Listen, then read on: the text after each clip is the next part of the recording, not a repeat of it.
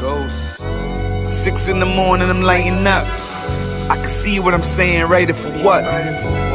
Tear a cipher, it tightens up. So you niggas should tighten up. Or you niggas should brighten up. He a hype beast, but he ain't a beast to hype enough. It's kinda funny how a saying goes. And when you travel, yeah, the saying goes. We used to hustle on the gravel, but now we in the air cause you know the promoter's paying, yo. A long way from the old life. I played the stove on the cold nights. Had the big pot of water in it. A new world, no order in it. Crossing the line, no borders in it. It was summer when I thought of winter. I was losing when I thought of winning. I was praying when I thought of sinning. I just started when I thought of ending. Then I seen a snake and I thought of venom. I see the mic and I fade the shit. I just do it like my favorite kicks. I sold crack back in 86. I was only 12, goddamn, that's some crazy shit. I was outside any weather, y'all. Any weather. I play the phone, what's the weather, dawg? Is it the leather or the feather, dogs? Let a nigga know the smoke spot that we headed for. Ghost, yeah.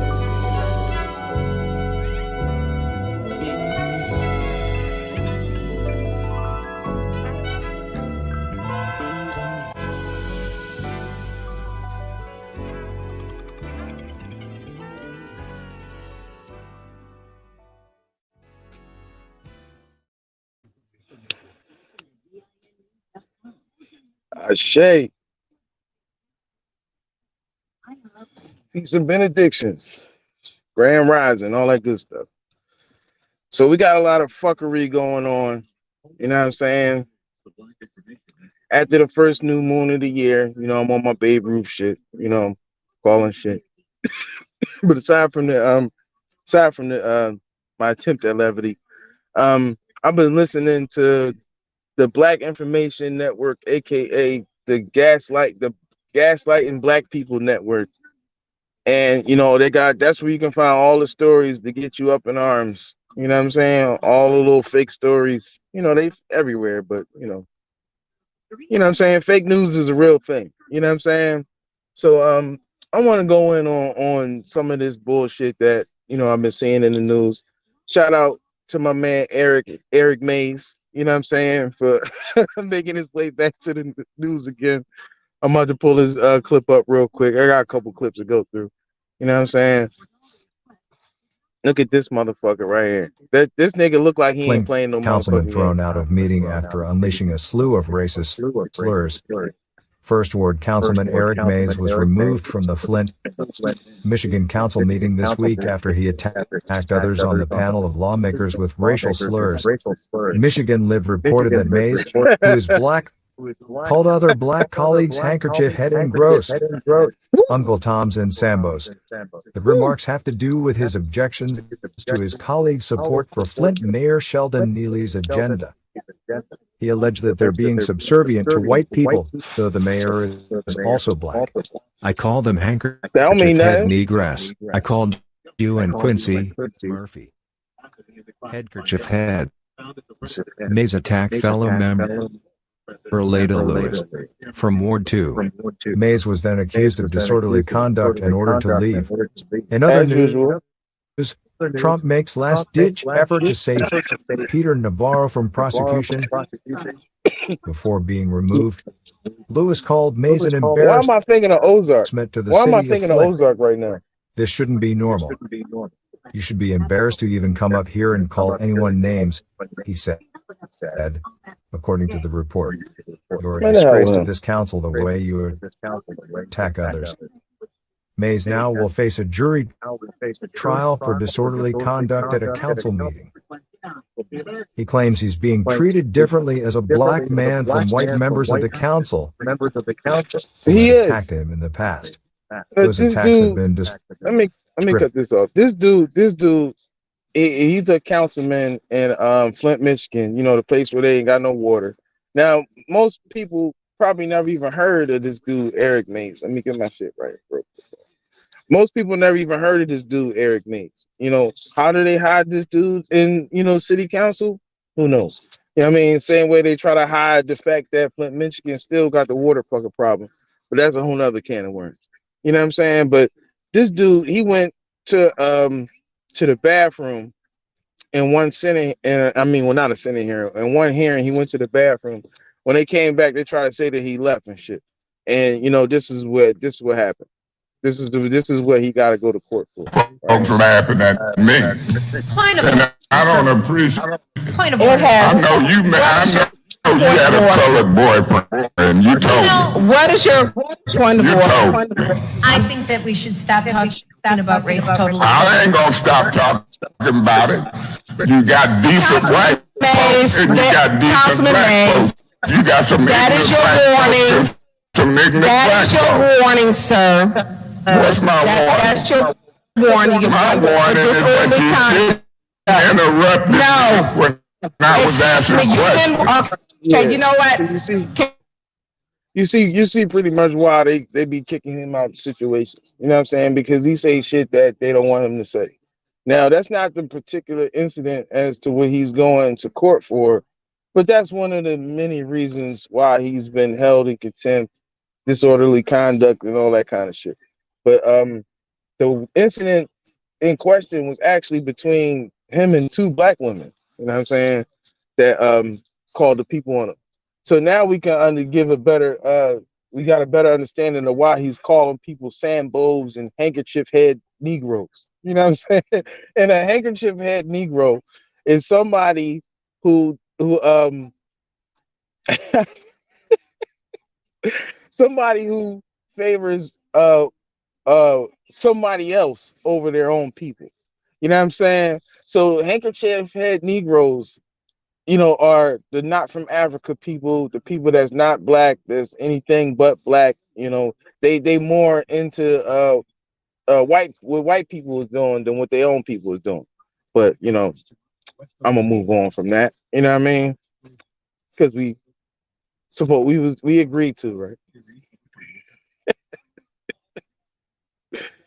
And man, look, mashed potatoes. Everybody like mashed potatoes. Keep mashing on mashed potatoes. Fuck that.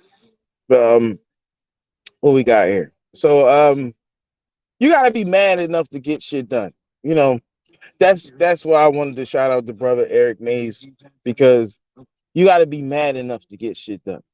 You gotta be mad enough to get shit done, but you also gotta be mad enough to get shit done. You know what I'm saying? So it's like a lot of times people be angry, but it's like, yo, okay, be angry enough to do something about it, not to just piss and moan and shit like that. You know what I'm saying? And speaking of that, that makes me think about, all of this shit that's going on with the trans situations, this Aretha Franklin shit. You know what I'm saying? Like this shit is fucking crazy, yo. Like, so I want to play this little clip real quick about this Aretha Franklin situation, right?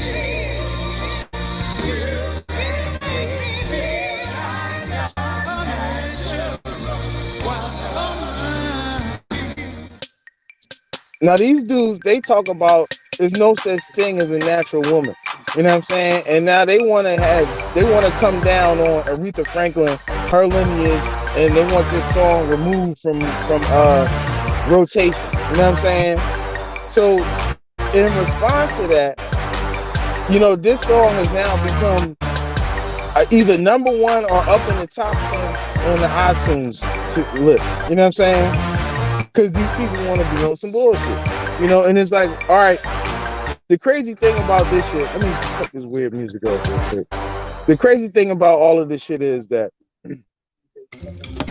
you got women who protected you, you know what I'm saying? Women who fought for you, who stopped people from hurting you and shit. Women have protected y'all. For y'all to turn around and disrespect women and then try to take away the core essence of what it means to be a woman away from a woman, that's crazy. You know what I'm saying? And it's like, now we seeing women having a response to this shit. Like y'all should have been had. Like y'all was making it seem like that we was wrong when we was trying to get that kind of vibes out of our fucking communities. You know what I'm saying? Now you see where this shit is led to. It's led to them attacking you with the core essence of your being, saying that there's no real way to prove it's a natural woman. Come on, man. You know what I'm saying? Like, come on with the bullshit, yo. Come on with the bullshit. That shit is crazy. Let me cut this shit back on real quick.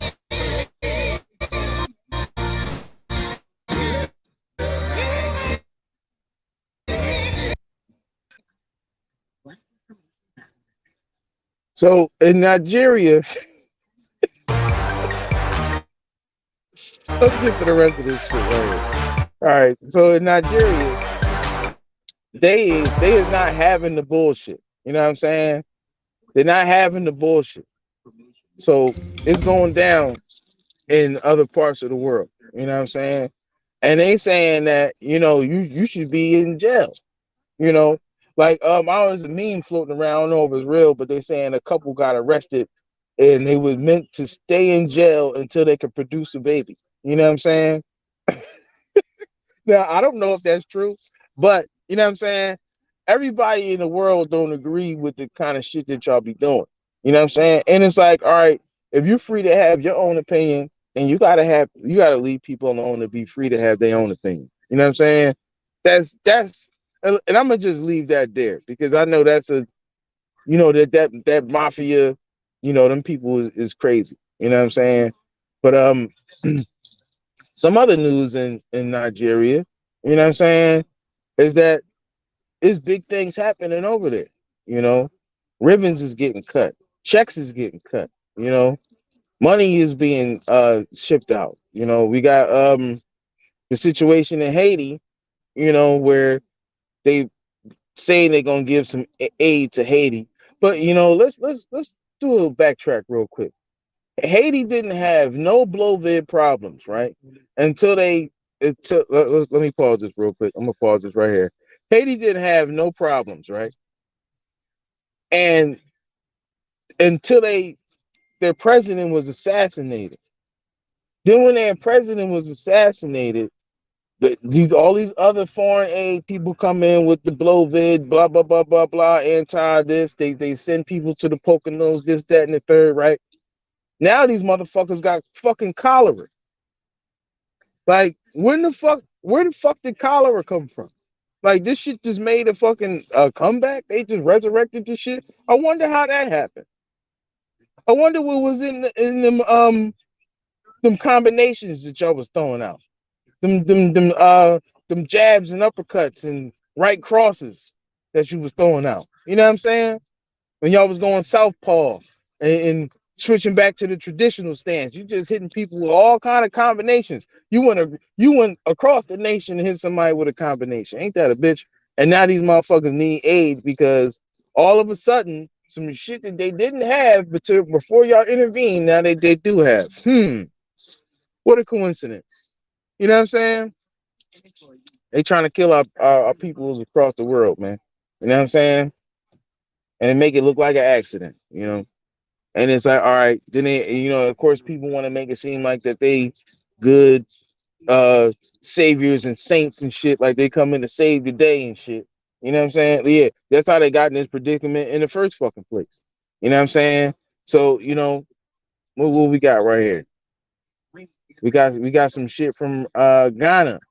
You know what I'm saying? They having a conventional trade. They say they're delivering prosperity through conventional trade.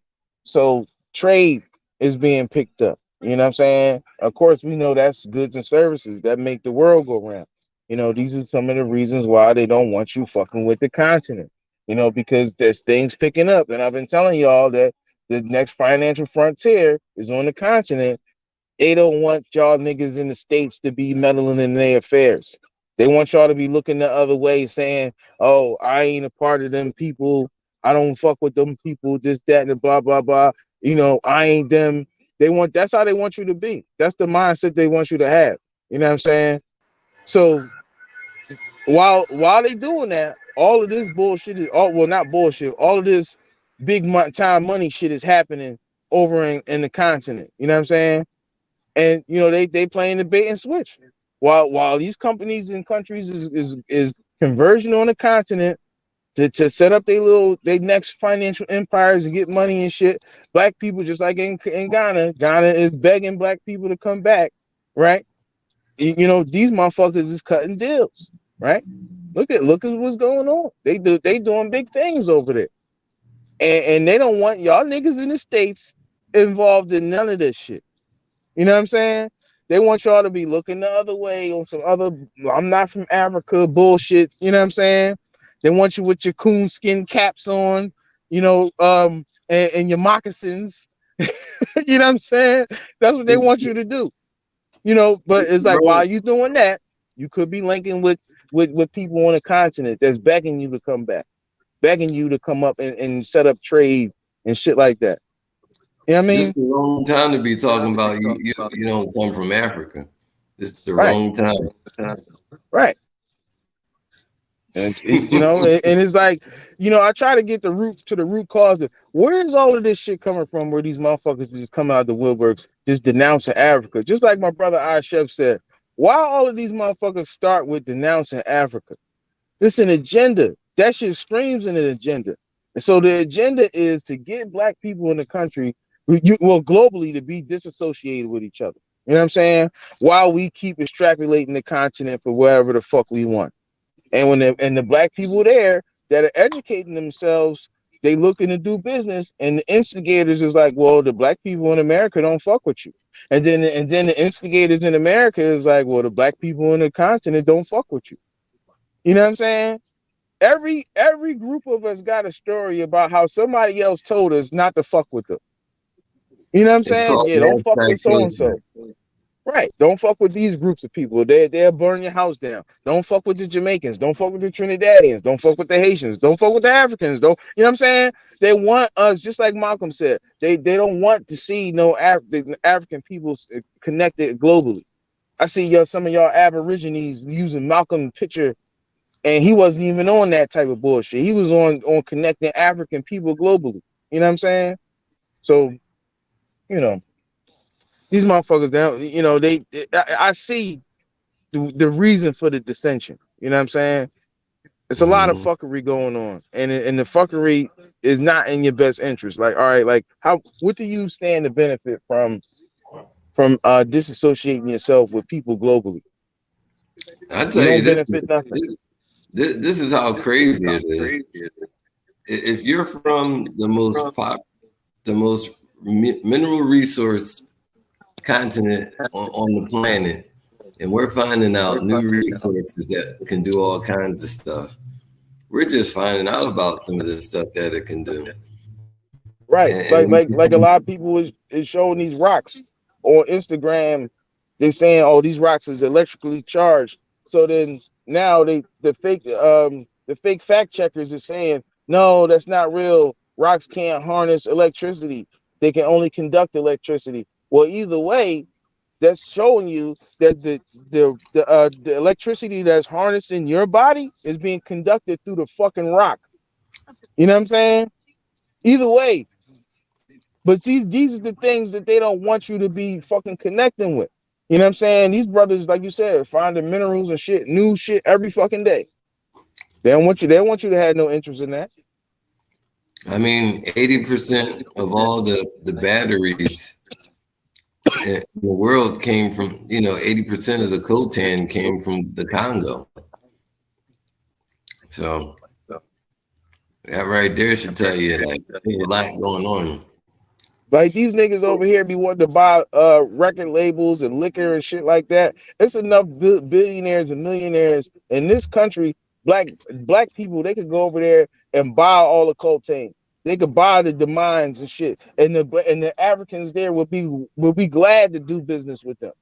You know what I'm saying? So now you own all the cell phone batteries and shit all like that. But Because they're motherfuckers giving don't it to want the to. white people. They're giving it They to don't them. even. Right. They don't want to have that conversation though. They don't want to have that conversation because it's about keeping us destabilized. We got enough brothers and sisters in this country that get money for all kind of things. Not even gonna slander nobody. For all kind of things that they could go over there and buy the lithium, buy the coltan, buy the diamond mines, buy this and that and the third, and really have control over shit. But they scared. Well, You know what I'm saying? The Chinese wasn't scared to put that Silk Road all across the world. And look what happened. They got paid. Now they're just doing other stuff. They moved And on. you know, people Paid, here moved on. is like people is talking about, well, I'm home, right? You ain't home. Well, you somebody else set up shop in your motherfucking backyard. And let's take a look at what the fuck they doing in your backyard. Look, this is what's going on at home. You know what I'm saying? Your Home, motherfuckers nigga, talking about you their home renting. and shit. You renting, Home. they got you renting in your own home. Well, the No, you renting landlord on rent their is due. place. You renting on the place that you do not own. Right. The landlord rent is due. You know what I'm saying? These Lord have motherfuckers, mercy on your soul. this ain't no audio to this shit, but I'm just, these motherfuckers, they panicking. You know what I'm saying? These motherfuckers is talking about, oh shit, the government is going to shut down. Damn, our credit card is due.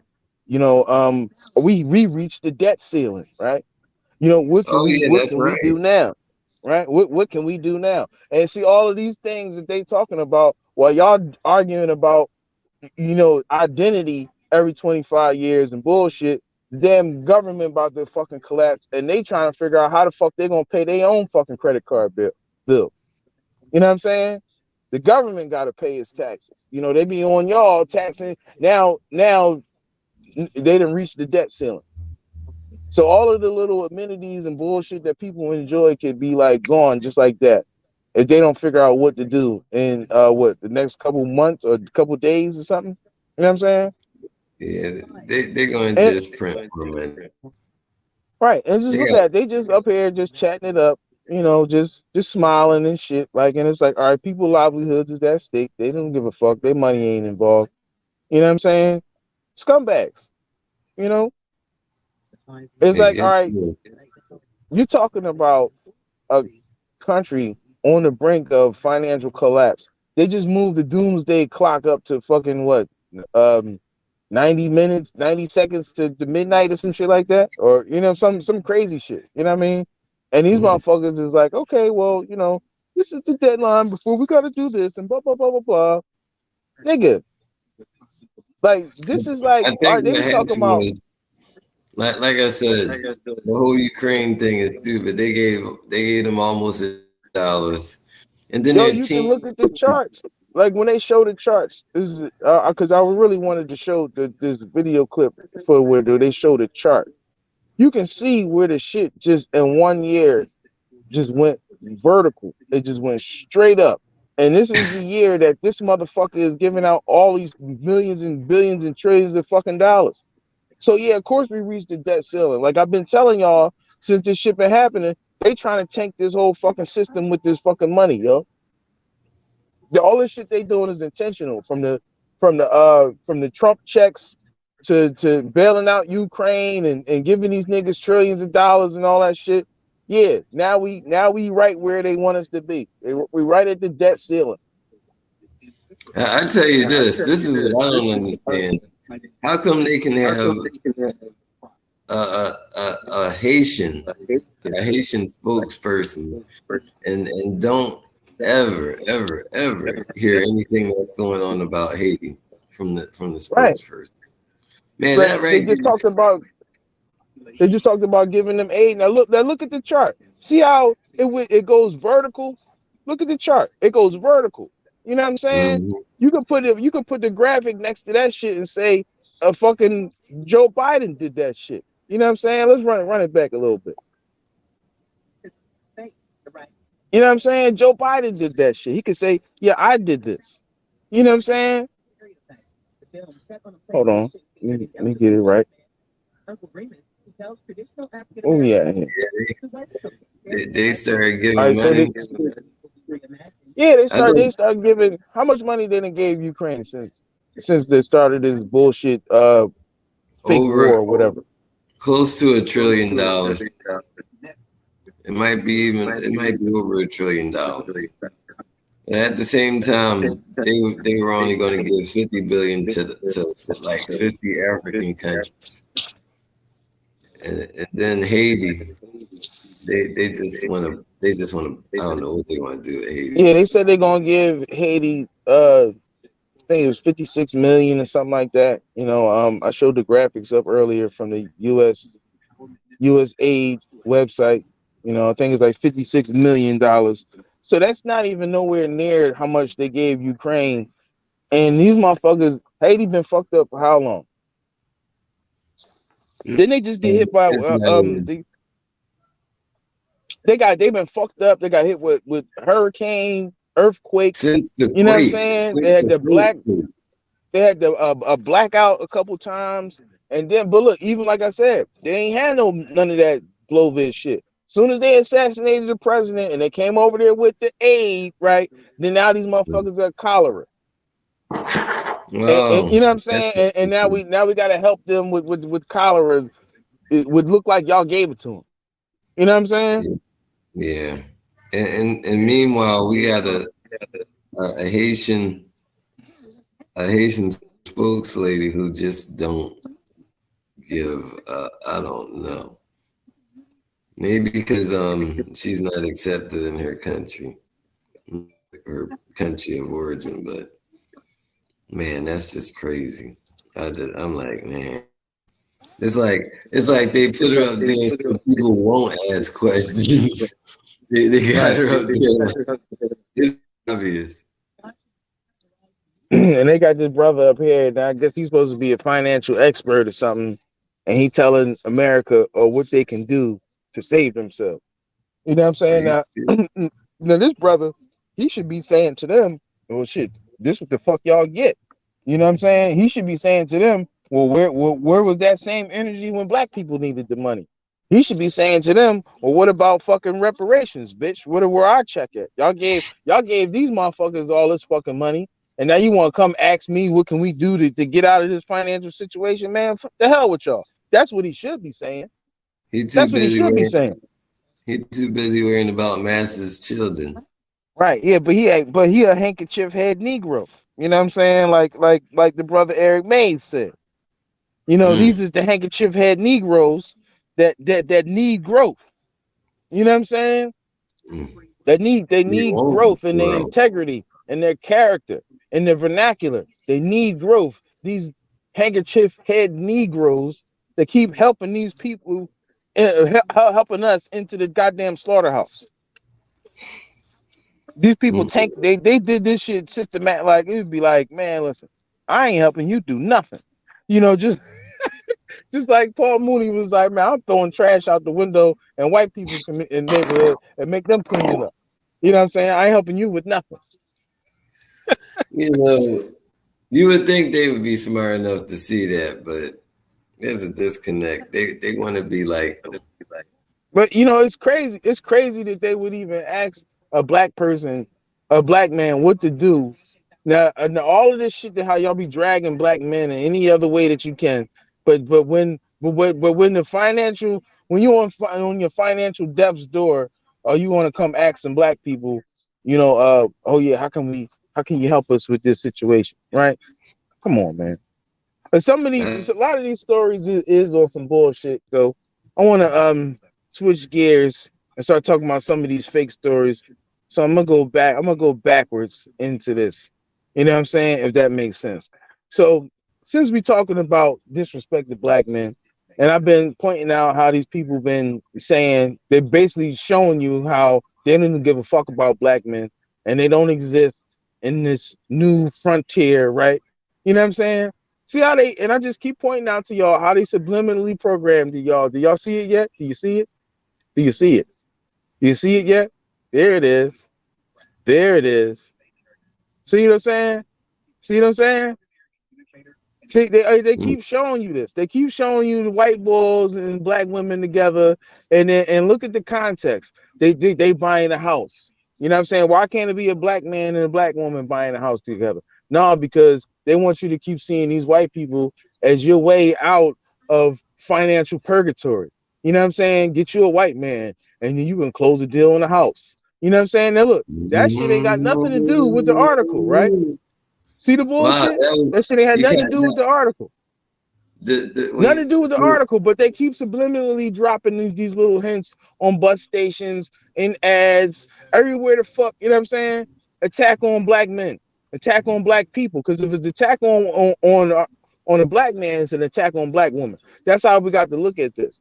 Just like the Black Information Network, only thing that they talk about is black women, and only time that they say anything about black men is something negative. You know what I'm saying? But we got look at this right here. Look at these brothers right here, cutting the ribbon, closing, inking the deal, dressed in decadence.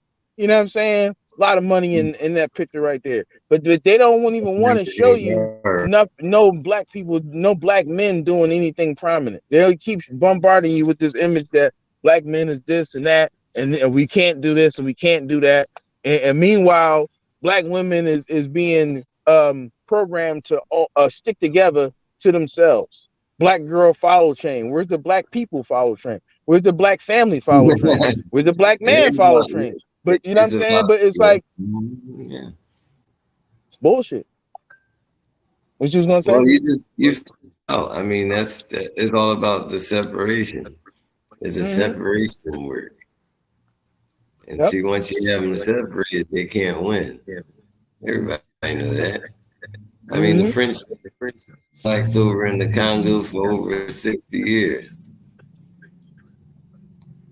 And now they have to stop because the Russians went in there with some guns and started killing them. So now things is changing, literally, by the week. So this video, that video little clip that I just showed, where I was pointing out the racist bullshit, this was about, that was the article from the shooting that happened the other day on the new moon ritual with the Lunar New Year. You know what I'm saying? They did the ritual sacrifice murder.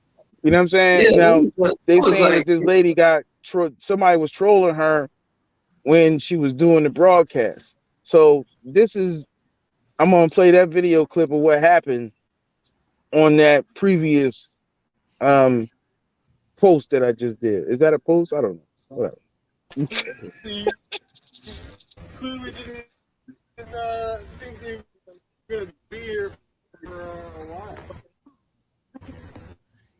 So this lady is supposed to have been a victim of some racist white man saying some anti-Asian shit to her right before she did a broadcast about Asian people getting shot. Right? Put it in there. See, I mean, we're done with our live shot. Did you hear any fucking thing? I didn't hear shit. I didn't hear him say shit. Did you hear anything, Rick? Well, he's up there. Right up your ass, bitch. I don't give a fuck. Okay. Take a picture of me. Whatever.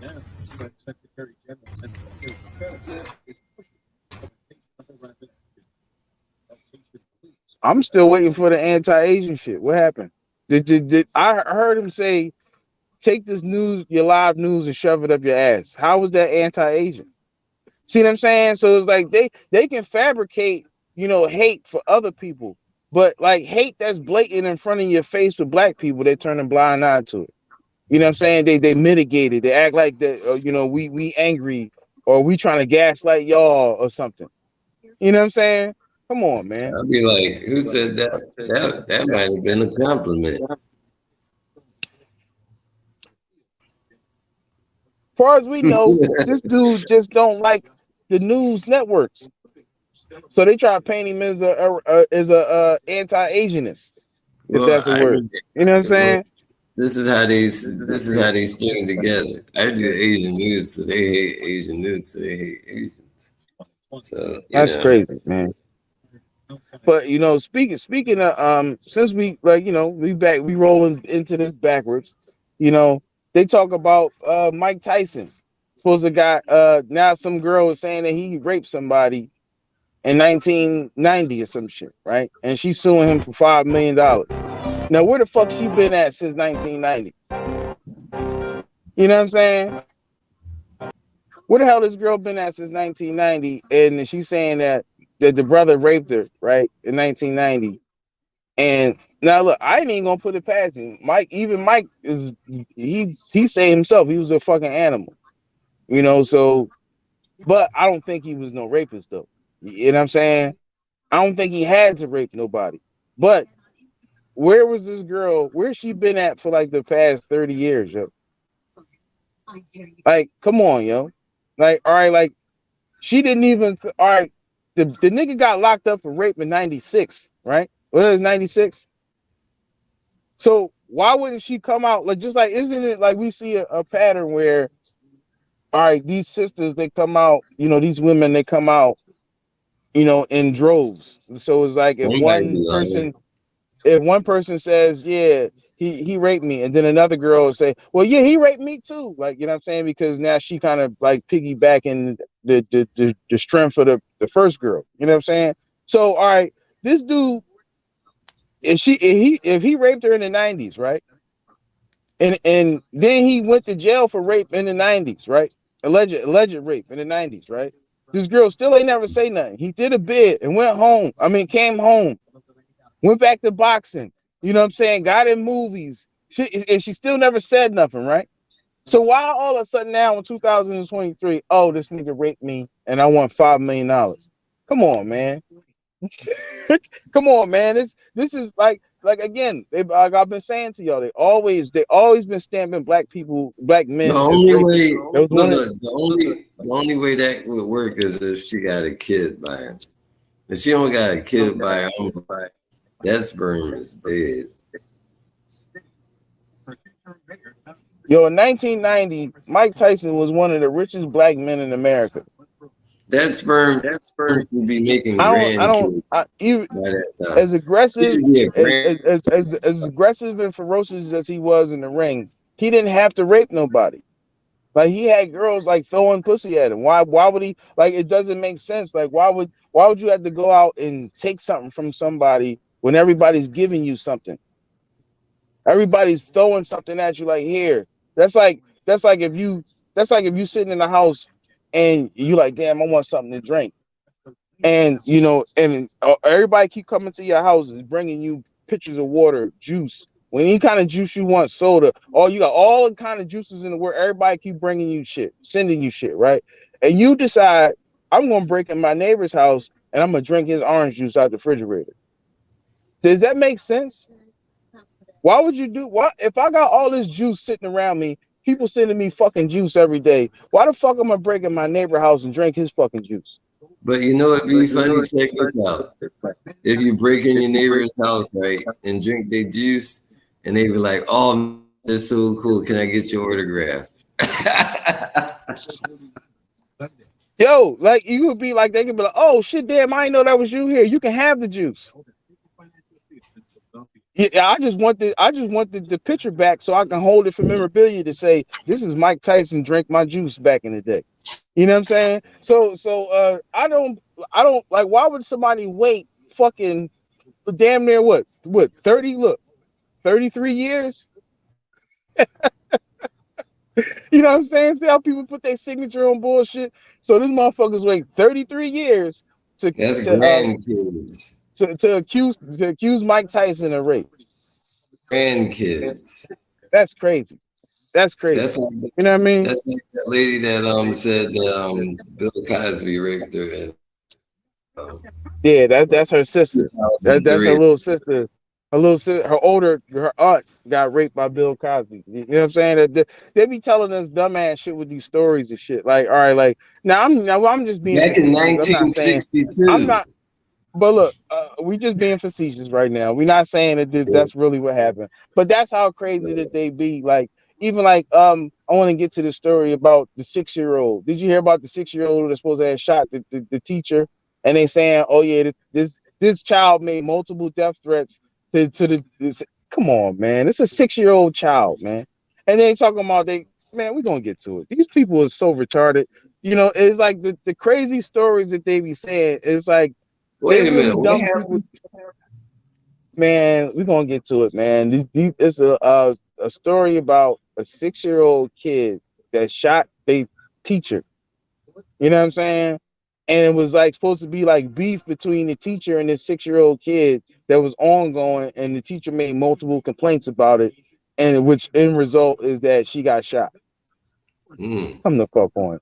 And the kid's supposed to have shot her with the gun that they got from the parents. Nobody know how the kids got the parents' gun, right? The gun was locked. Nobody knows how the kid got the lock off the gun, right? You know what I'm saying? Come on, man. It's a 6-year-old fucking kid, yo.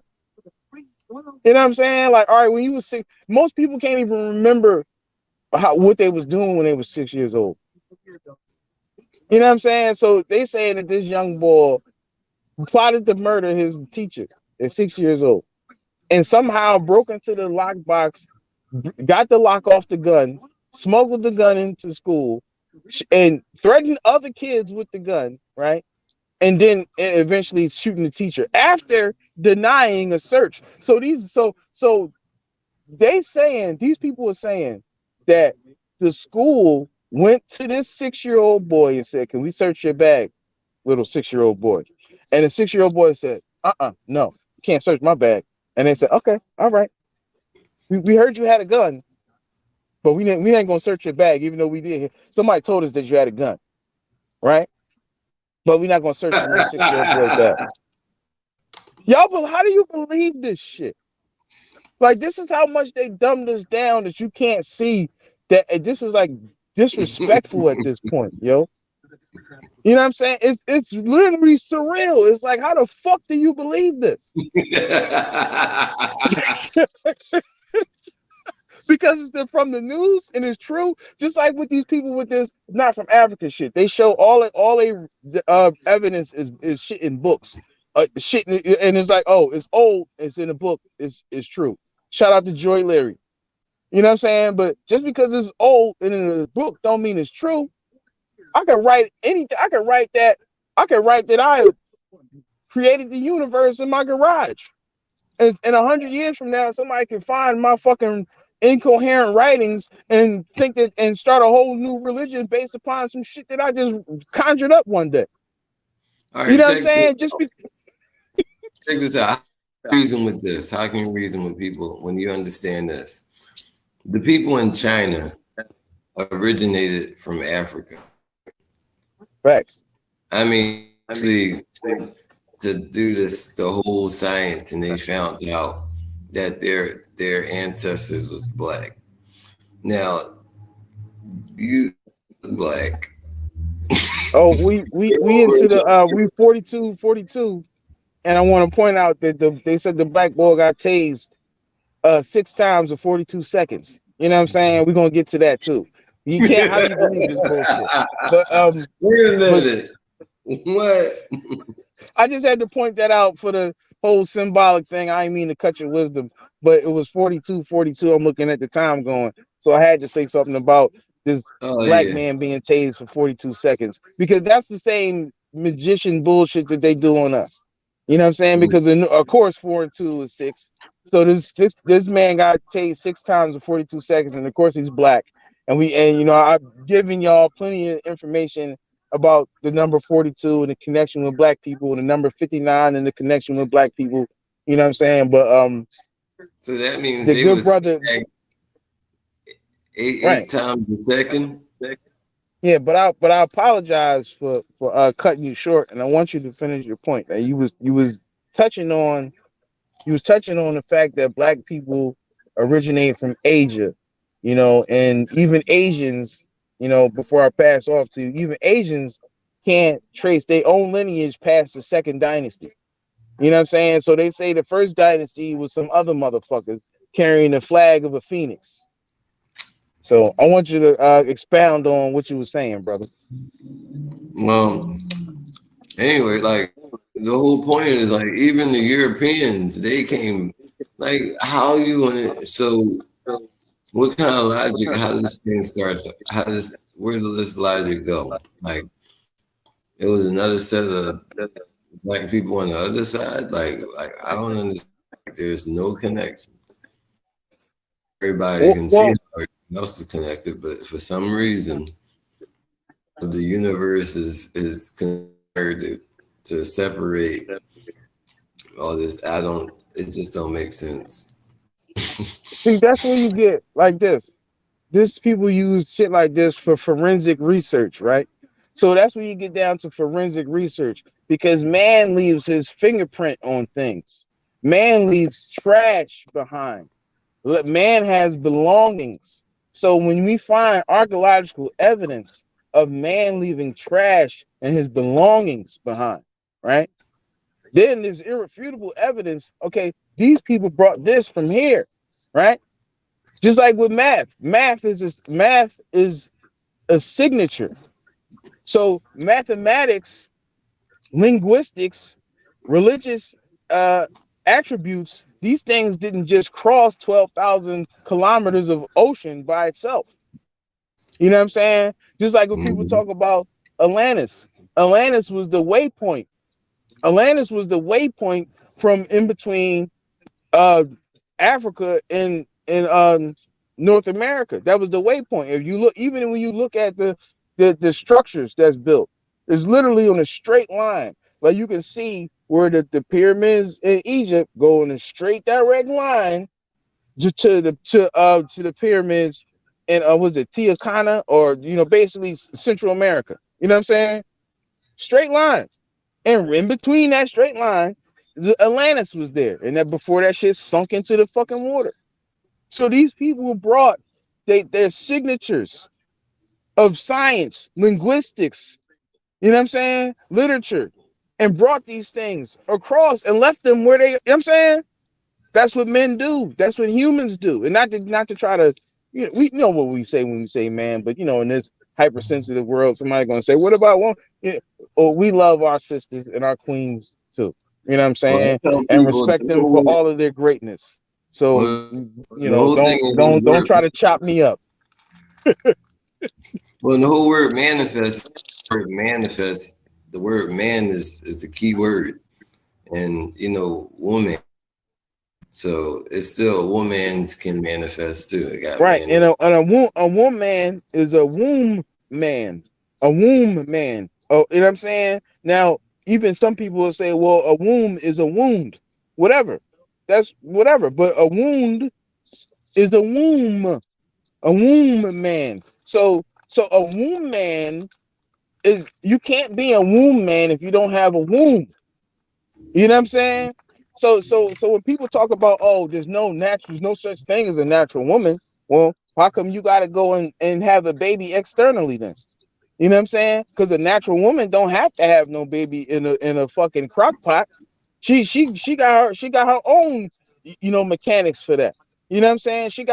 She has her own baby harvesting system and in her body. She don't have to put her some genetics in a crock pot and had a baby growing in a goddamn balloon and shit. That's what y'all got to do. You had to do that because they wasn't saying that it ain't no natural woman bullshit until they start making these fucking crock pot babies. You know what I'm saying? So when y'all start making crock pot babies and start shitting on nature, right? Now you get arrogant enough to try to call yourself gods, right? What movie was that when the gods came down and smashed the Romans or Greek motherfuckers for thinking that they was gods, and the nigga released the Kraken on them and shit. You need to release the Kraken on these motherfuckers, man. Release the Kraken, yeah. Because these motherfuckers think they gods. They done lost their fucking mind. There's no such thing as a natural woman. Fuck out of here, man. The craziest thing I ever heard. Fuck out of here. That shit is crazy. Craziness. I can't even believe this is like, and it's like, I'm one thing that I'm happy about. I'm happy that sisters retaliated and went and start streaming that song all crazy. You know what I'm saying? And start turning it up loud where these people was at. Turning it up loud in a woman's bathroom where they don't belong at, right? You know what I'm saying? Like, and if that's the case, then why you want to be up in their bathroom then? To get the art. Look, so if y'all got so much pool in the world, get the architects to build you a third bathroom in every building in the fucking world. How about that? Get you a third bathroom.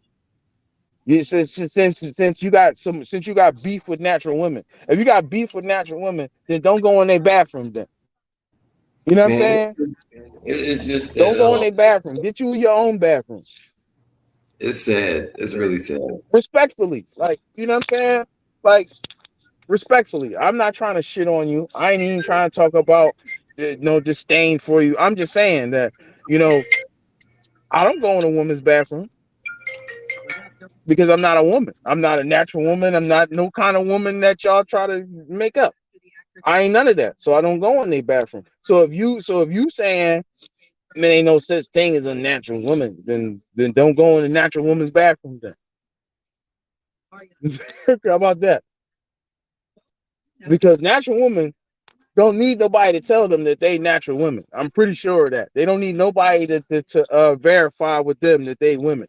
You know, especially not no man. There ain't no man gonna tell them that they a natural woman. I think they got that covered. My mom got it covered. My sister got it covered. My aunt got it covered. My nieces, they got it covered. They don't need nobody to tell them if they're a woman or not, right? So you stay out of their bathroom then. Stay out of their bathroom, stay out of their closet, right? Get you some stay out of their closet. You know what I'm saying? Since you know ain't no such thing as a natural woman, and you want to wage war with the people who've been protecting you your whole damn life, right? You wouldn't I even got be a here. question. How can this work? You wouldn't even be here if it wasn't for a natural woman. So if that's the case, stay out of their damn closet and stay out of their damn bathroom. Yeah, check You this know what I'm out though. saying? How can it work though? I mean, you gotta have other guys gotta believe that you're a woman too. So that means That's you crazy. not That's just only you have crazy. to break down. Check this I out. can't Not only believe. listen, I'm about to say it. Not only do you gotta break down like to accept you as a woman, now men gotta accept you as a woman. That means you know you can't discriminate, and if you do, well, Lord hammers. it's I can, almost a catch-22 situation. Like, I don't know how. Everybody know that that's not going to work. Like, it's not going to work. well, I remember I was watching. I got some crazy clips from the Baddie Girls show. Yeah, One of them bad, and, and they had somehow they smuggled two broken transmissions onto the show, and these broken transmissions antagonized the natural women on the show the whole time, beating them in competitions, swelling up on them, threatening them and shit. Now, both of these broken transmissions, they signed agreements to not attack natural women, right?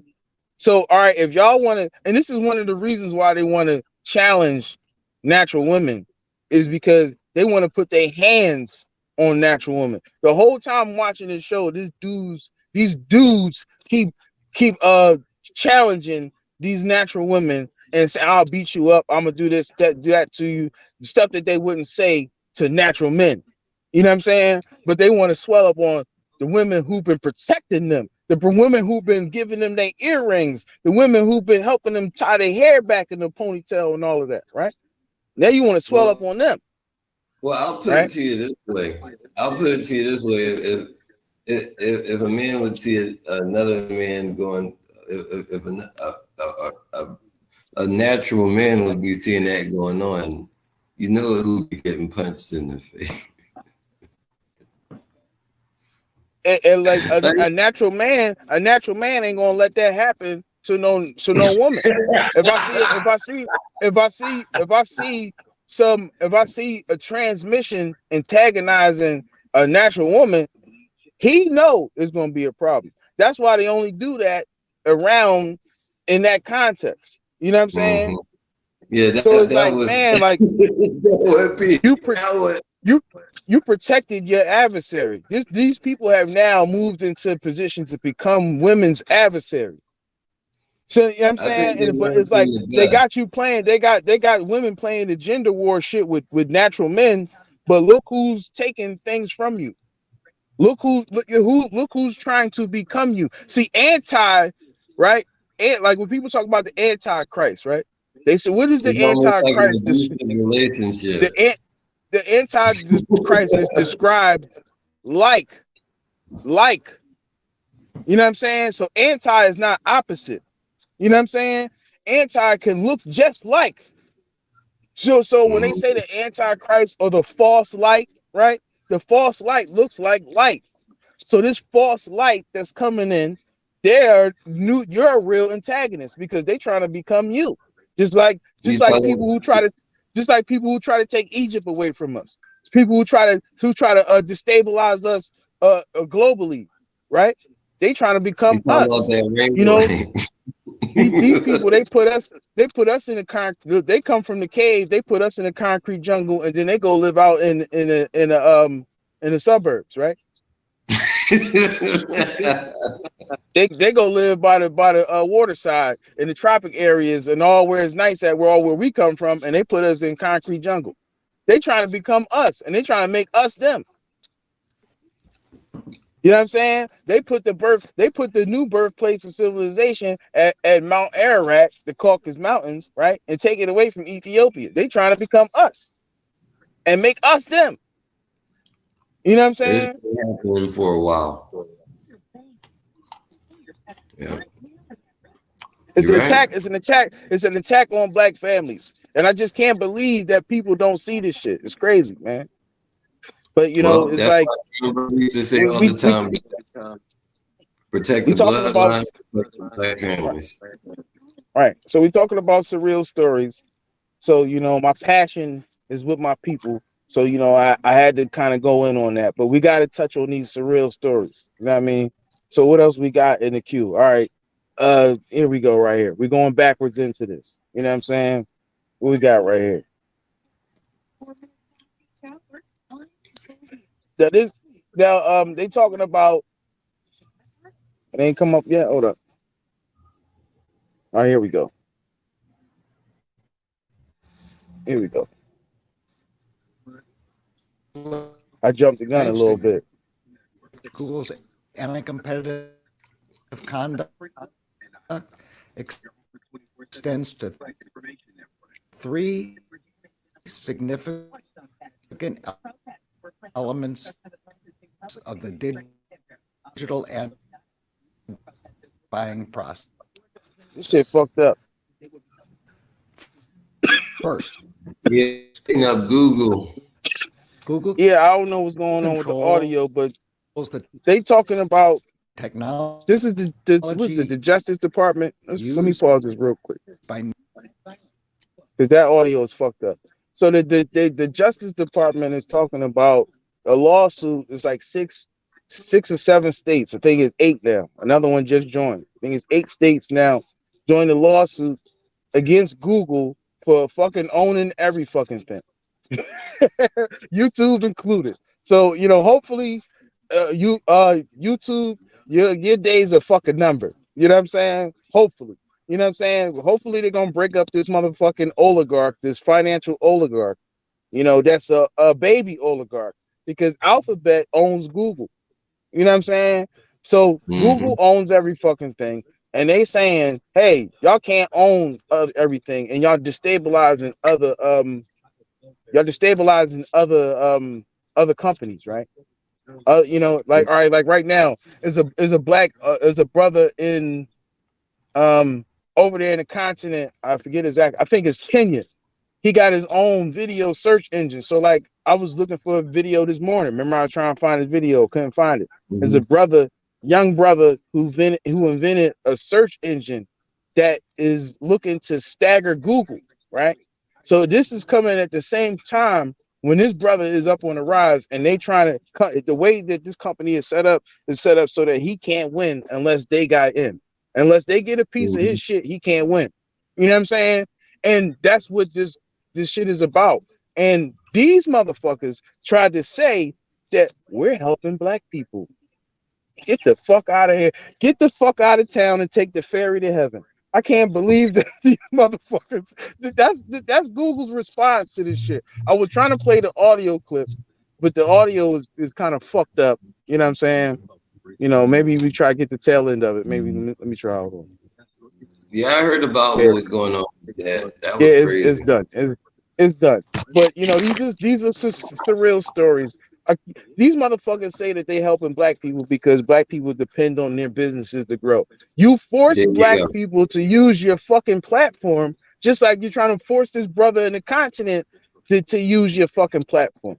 You know what I'm saying? And it's like, how the fuck can these people stand in our face and say these crazy things, man? It's Well, crazy, they yo. don't. I wish I really had the statement that they had. They had Google released the statement that he, I think he said it, he read it, and these motherfuckers really tried to say that they helping black people with their company. Now, in the tech industry alone, is 98% white male. 98% white male in the tech industry. Man, if I'd have knew that before I got a degree in that motherfucker. But you know what I'm saying? But Well, they check claiming this that they out. helping black people. But the thing that they doing, if you notice, just like with the pictures and the cartoons and the advertisements and shit, they only helping black women. Now, in their mindset, they think that because it's not gonna work, but they think that if we build up the black woman, we will get her to just stop fucking with black men altogether and we can destabilize them like that. It's like you see, this is the whole silent weapon for quiet wars bullshit where they try to destroy the family structure. You can't get black people to not look at their family members and not see them as family. All of that bullshit and all these fake people that you got on TV, it ain't gonna fucking work in real life. You're never gonna get a brother to look at his sister and say that's not my sister. You're never gonna get a sister to look at her brother and say that's not my brother. It's not gonna fucking happen. You're never going to get a mom to look at her son and say, that's not my son. And maybe you might get a couple weak-minded people, but for the core base of us, it's not going to fucking happen. And that's how we all got to start thinking and start saying that shit and saying it like a mantra. It ain't going to fucking happen, bro. You know what I'm In the saying? absence of communication, perception is reality. Exactly. And that's why we communicating with y'all to tell y'all to tell them it ain't going to fucking happen. You know what I'm saying? But these motherfuckers, they really think that if they can prop up the black woman, we can take her away from the family and we can destroy black people altogether that way. And then try to keep black women as some type of prize or you know, trophy or some shit. It ain't gonna fucking happen. You know what I'm saying? The same way that the black woman led the field niggas into the fucking house to slit massive throat. It ain't gonna fucking happen. You know what I'm saying? So you can try to take her as your trophy and all that. She gonna lead the goons in the back door. She gonna lead the goons in the back door. You best believe that. She gonna lead the goons in the back door. We standing on that. We standing on that. I'm not falling for the bullshit, and I hope y'all not falling for the bullshit. I hope y'all not going for the this. You know what I'm saying? Fuck that. Oh, people are, but the You, whole thing is this: is whatever men manifest is what's going to happen. So if you're not manifesting, then people are just perceiving. But once you or start manifesting, but people can manifest see it. Coogee Chakalia. Manifest defined authoritative utterance. Manifest speaking things into existence. You know what I'm saying? That's what we doing. Fuck that. Cause the shit that they try to do, it ain't gonna fucking happen. So we just showing y'all things that these motherfuckers are trying to push past our fucking desks. Like we don't see the fucking bullshit in it. I tell you, we got a shining example. I tell people, look at 100 years ago. So today we got the internet, but 100 years ago, in the 1920s, the telephone was being invented. It was new technology. That shit was never heard of before. Nobody ain't heard that shit before. Now all of a sudden they got cell phones. And You can see one of those everything is almost down to the 100th year. and So, one of those circle jerking casket dwellers, they casket match fighters, they said that they should have never gave us the internet. I forget the guy's name, but I think somebody made a record label out of his name or some shit. You know what I'm saying? But he said we should have never gave you niggas money on some Dave Chappelle shit. You know what I'm saying? Yeah, but he said no, we should have never gave the motherfuckers the internet. Should have never did that. That's arguable, right? That's arguable. Because it's like when I see what the internet has done to our people, might have to beg to differ. You know what I'm saying? Okay, yeah, you got a few of us that speak truth to power. That's true. That's a given, right? But it's the vast majority of people that's led to the fucking slaughterhouse with surreal stories and fucking bullshit. Like, you know what I'm saying? Like, it's crazy. Yeah, they won't do Like, some amazing shit. Like, and they ain't I'm like, what's the famous white people word? I'm flabbergasted. I'm befuddled. I'm befuddled. You know what I'm saying? I'm discombobulated, if that's the word. I'm concerned. Yeah, I'm concerned. Yeah, I'm concerned. I'm deeply concerned. I'm deeply concerned. Yeah. How many times is a coincidence possible before it's mathematically impossible? Come on, man. So all right, let's get to this fucking bullshit story right here. Another bullshit story. Might have to get some of this shit out of here. All right. Yeah, we got too many clips up here. Too many rounds in the chamber. Let me get some of this shit out of here. Hold on. All right. Too many rounds in the chamber. Let me dumb out real quick. Hold up. We gotta dumb out for the next mag, right? Yeah, they trying to we got a couple clips. I got a couple clips to go through. So I gotta dumb out this mag real quick. You know what I'm saying? Hold on. Here we go. They're trying to do us in Haiti a favor. Hey, and again, Haiti.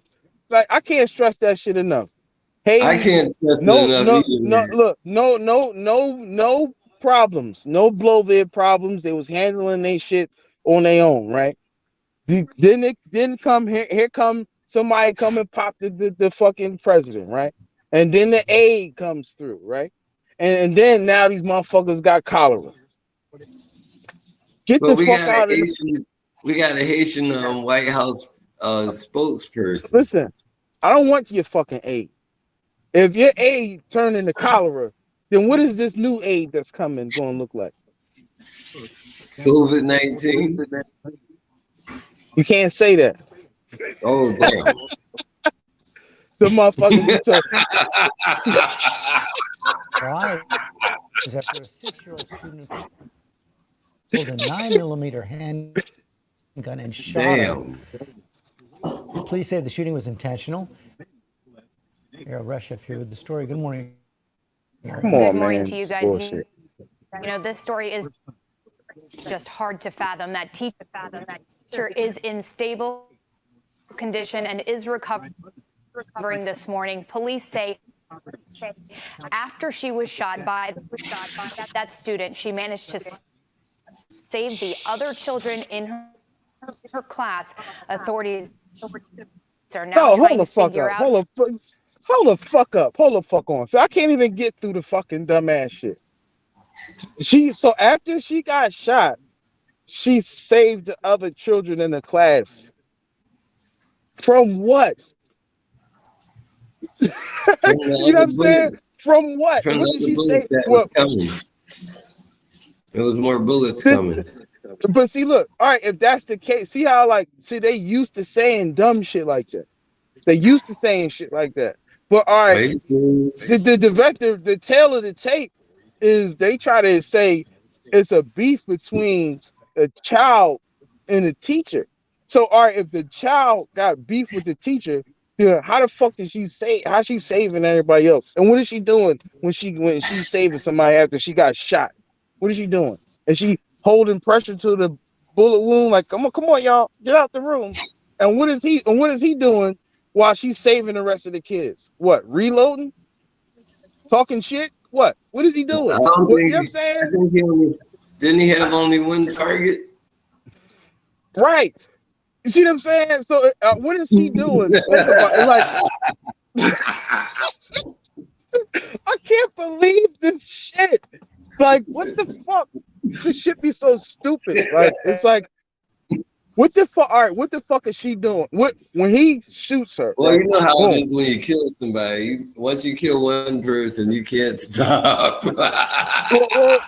Well, you know, what they say, glory to God, she's not dead. She's not dead. She's alive, right? And she's recovering, right? But I'm concerned. I'm concerned because I'm trying to piece this together. Like, all right, if this child has a weapon that we're not quite sure how he got the weapon, but he shoots the teacher with this weapon, right? And then after she's shot, she goes to help the rest of the children. Do what? Did she go on to teach the class? Did she usher them into the hallway? And what is he? What is he doing? What is he doing? What is the child doing after he shoots her? So if he shoots the child, boom, right? Shot a bullet ain't nothing but a half a second, boom, right? And then she's saying, "Oh, so see, she gets shot. Oh, damn, I'm shot." and then she okay, come on, kids, let's go. Everybody, single line out of the door. Can you imagine? Can you imagine a drug dealer that got shot and robbed by, like, helping people, like helping people up, shot up? Never mind this bullet wound right here. See, this is what I'm saying. It's like the shit that they be saying is never mind this bullet wound that I got in my chest right here. I just want to make sure that y'all cool. Oh, me? You teacher, you're bleeding. Oh, don't worry about that. I just want to make sure that y'all cool. Yeah, you good? You need something from the soda machine or something? You know, I'll go down to the nurse's office. She'll just stitch it up real quick. Don't worry about this. It's just a bullet wound. I'm a stoic. I could take it. This is how fake this shit is, bro. It's like I can't even get through the fucking clip because it's too fucking fake. I had to stop it right there just to exploit that right there. Like, it's like, what the fuck, nigga? I'll put it to you this way. Look. While he's helping everybody like, hey man, the reason why we got shot is because you was around. Yo, this girl, she's in the wrong profession. She's supposed to be a superhero or something. She's basically a superhero. Shot spot. Who cares about a bullet wound? I like, look. How far away is not close range? I'm like, this. What is that kid like learning? 50 feet, like, I'm saying, look. I'm asking a real question here. Mm-hmm. 50 feet, 75 feet, 100 feet. At what proximity becomes close range? Because a classroom, right? Is that considered close range? I think I want to know. 25 to 25 feet is probably considered close range. That's close enough. Anything past 25 feet is 15 steps. So this woman has been shot at close range. I mean, it's a classroom. It's a classroom, right? Yeah. It's not like she was down the block and caught a stray or something. You trying to be funny. No, I'm being real, yo. She got blasted close range, dog. I mean, and she did. Look, all right. She took it like a G, basically, right? She took it like a G. She didn't fall. If she did fall, she got up, right? And the kids, I guess the kids was just chilling. Like, teacher just got shot, no big deal. And then she had to get up and say, "Okay, kids, let's go. Let's get away from the shooter." Like, all right, like, don't they teach? Remember Dave Chappelle did the skit about how they teach kids to fight, you know, and we covered that before. They teach kids what to do when an active shooter is in the room. No, right? they don't. That's what they say they do. That's You what they see, say. it's, no politicians say they can take care of the opinion, but that don't mean, that's going down. So the kids, I'm guessing the kids are befuddled at this point. Teacher's shot. What the fuck's going on, right? That's crazy. Well, I'm concerned. I'm concerned. I'm just going to say, that. I'm you know what I mean? about the kids' parents. Like, what kind of how and why that 6-year-old had a gun. This morning, officials in Virginia piecing together how a 6-year-old got his hands on a gun and opened fire in his classroom, severely injuring his teacher. This is an unprecedented situation that we're dealing with. This shooting was not accidental. It was intentional. Police say the first grader took his mother's legally purchased 9mm handgun from home on Friday and fired one round at his 25-year-old teacher, Abigail Warner, as she was instructing the class. Oh, pause it. Free guy, do the matrix. Why. Freeze it. Freeze it. Through her hand. Oh shit! Hold up. Wait a minute. No, you gotta keep playing it now. Exited the rear of her hand and into her upper chest. Oh shit! Hold up! Hold the fuck up. So hold on. So this woman got shot, and it went through her hand. Now this is a 9mm. The shit went through her hand. So I guess she tried to like block the shot on some Matrix shit or whatever. She saw it coming and she put her hands up or whatever, right? And the shit went through her hand and hit her in the chest, right? Now, if I'm a kid, I don't want no bloody person touching me. You bleeding, teacher. But you know what I'm saying? 6 feet distance. Don't come on. Listen, if she got shot in the chest and her hand, she's bleeding profusely. I would think that these children, like, all right, hopefully she ain't touched none of the kids and get her blood on the children. Right? That would be trauma. Wouldn't that be traumatizing for a child?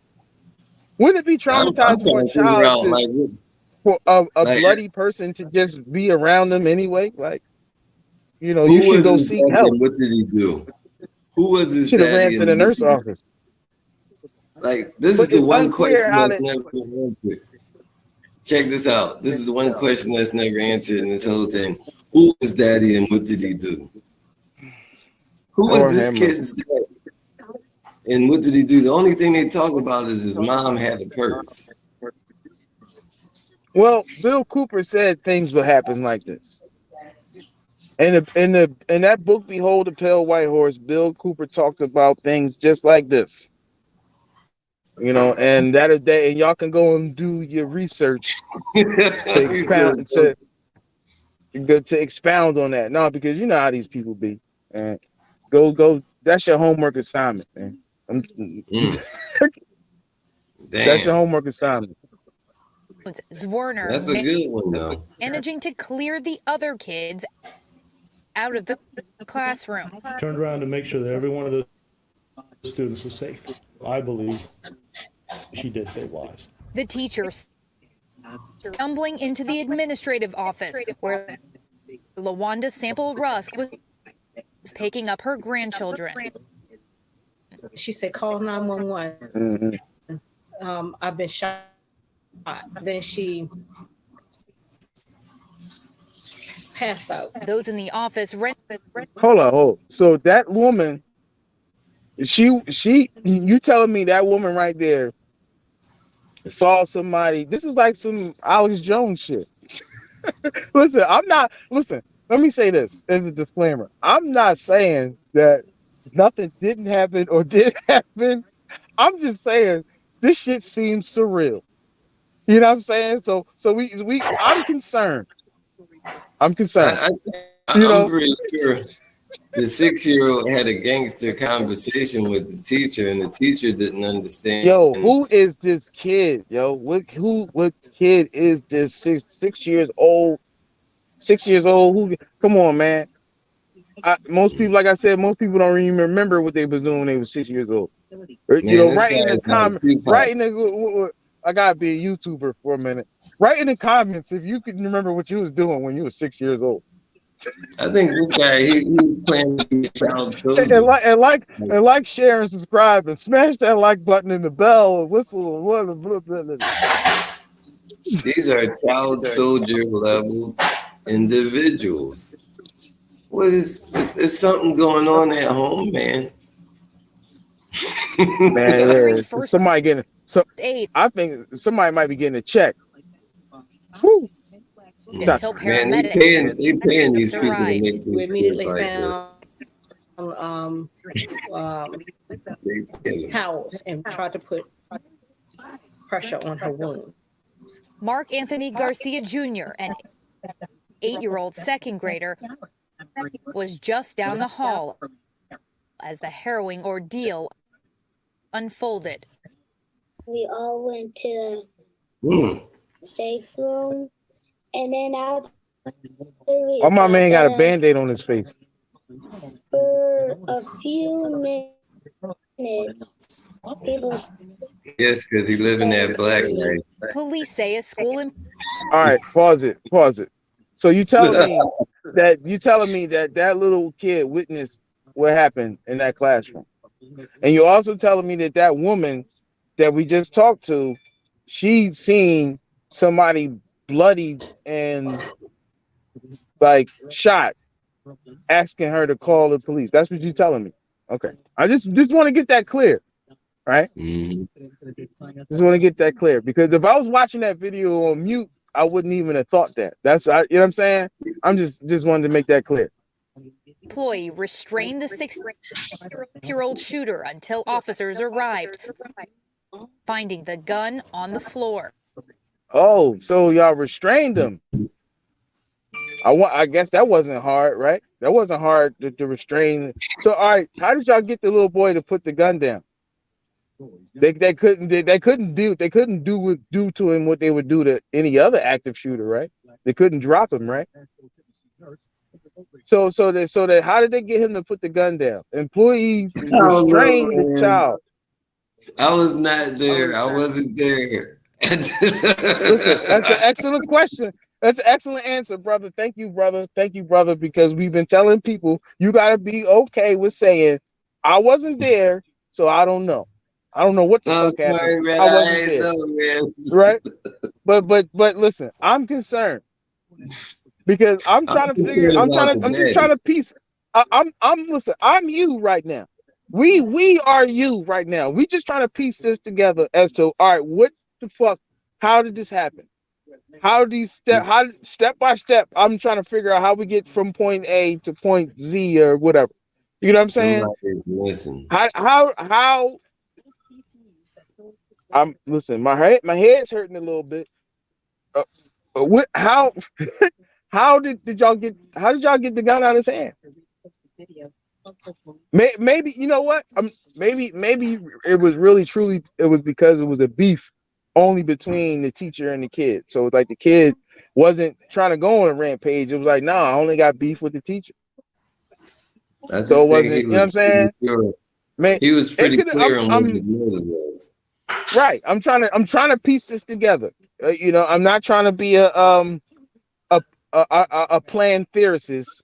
I'm not trying to point out the fact that people might possibly plan things, right? I'm not trying to be a planned theorist, you know. I know conspiracy theorists for people who need training wheels, but a conspiracy is a plan. So I'm not trying to be a planned theorist. I'm not trying to be a planned theorist here. I'm just saying. I'm just trying to figure out how did they get this gun out of the kid's hand. So, you know, like that, I think we brought up a good point.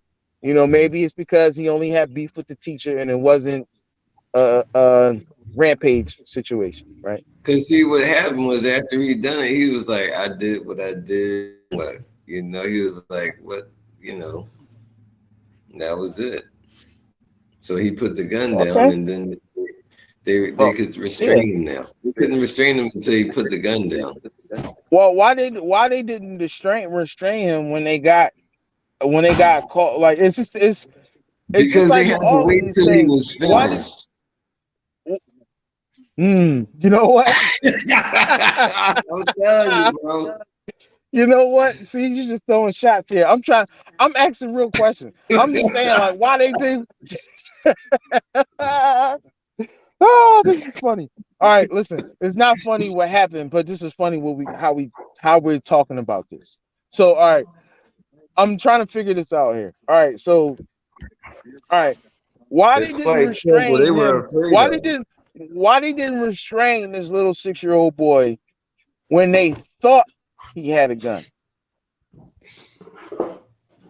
Given what's been happening in the world, They didn't want to believe it.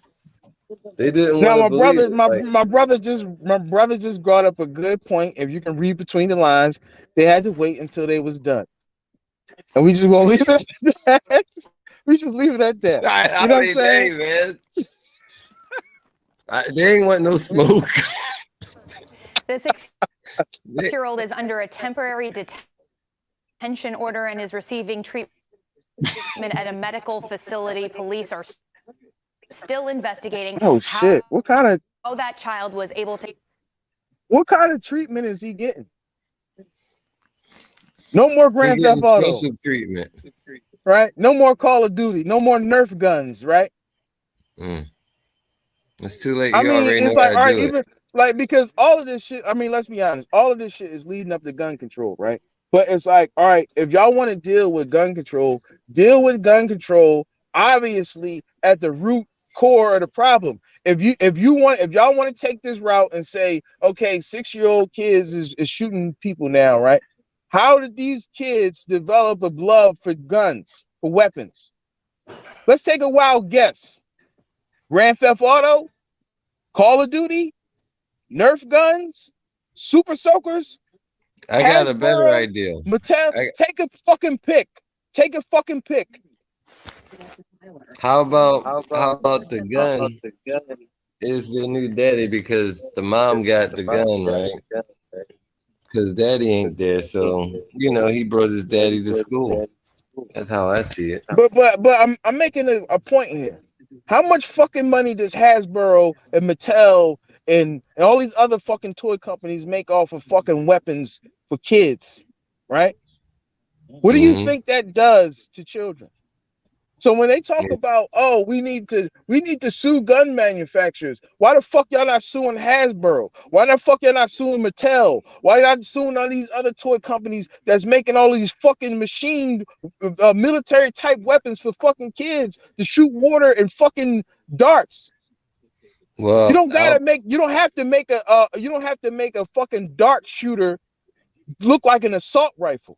You don't have to make a fucking water gun look like an assault rifle. But y'all want to go after gun companies. You know what I'm saying? No, this shit don't start there. It don't start there. It starts with this bullshit. Like, you got these kids playing fucking Grand Theft Auto where they can shoot random people in the face with the high caliber guns and shit. You know what I'm saying? They online playing Call of Duty, Fortnite, and shit like that. And shooting motherfuckers all the fucking time in these fucking video games, making billions of fucking dollars off of turning your fucking kids into fucking murderers. And then they want to turn around and say, oh, we got to disarm people, or we got to stop these gun people from making guns because these people just, for some reason, just want to shoot people. How many fucking movies do y'all make with people shooting people? You know what I'm saying? All of the movies, the TV shows, the music videos, all that fucking bullshit that y'all make with all this fucking gunplay in it, right? All these fucking heroes. How many goddamn movie covers got a man with a gun on the front? Right? Don't give me no shit. Don't give me no shit about motherfuckers talking about. I gotta say this real quick. Don't give me no shit about black people is this or black people is that or these kids is this, or these kids is that. Y'all motherfuckers is molding fucking murderers when you buy these fucking kids these fucking games. And don't even get me started on the fucking music. You got kids who, all these motherfuckers out here got ops, but all y'all pay food, clothing, and shelter to one motherfucker. How that's not your fucking op? But all of y'all pay for food, clothing, and shelter, but that's not your op though. Your ops is the same as the niggas in the same predicament as you. That's your fucking op. Get the fuck out of here, man. You know what I'm saying? We look, we always want to go after the monster that Frankenstein created, but we never want to take down Frankenstein. So Frankenstein is free to make monsters, and people believe that the monster's name is Frankenstein. People believe the monster's name is Frankenstein. So when they kill the monster, they say, "Hey, we killed Frankenstein." No, you didn't. You killed the monster. Frankenstein is in his fucking lab making more fucking monsters. We got to stop fucking Frankenstein from making these fucking monsters. You know what I'm saying? So stop. So don't give me no shit about what the kids is doing. It's what these mad scientists is doing. Stop making fucking guns and kid toys and look like fucking guns. Stop selling that shit to fucking kids. Y'all parents stop buying that shit for your kids. I tell it like this. Like the whole thing is this. I mean, these people they're tools. You know, everything is a tool, but you got kids playing with toys, and then when they grow up and they still kids, and now you know, because of the whole training, they ain't been, you know, they don't know no better. They you know, it's a disconnect. They ain't been, you know, it's missing, man. That's why it's messed up. Like it's been like this for 3 generations so far now, right? Right. Yeah, we got 3 generations of fuck up. Each generation gets doing something even worse than the other one. Once you get to the fourth one, that's when it does that whole kickback thing. So that's where we're at now. We're at the generation where things is going to start kicking back because it went as bad as it's going to get. Now, I'm, you know, as far as like these generations, I was thinking about this shit the other day.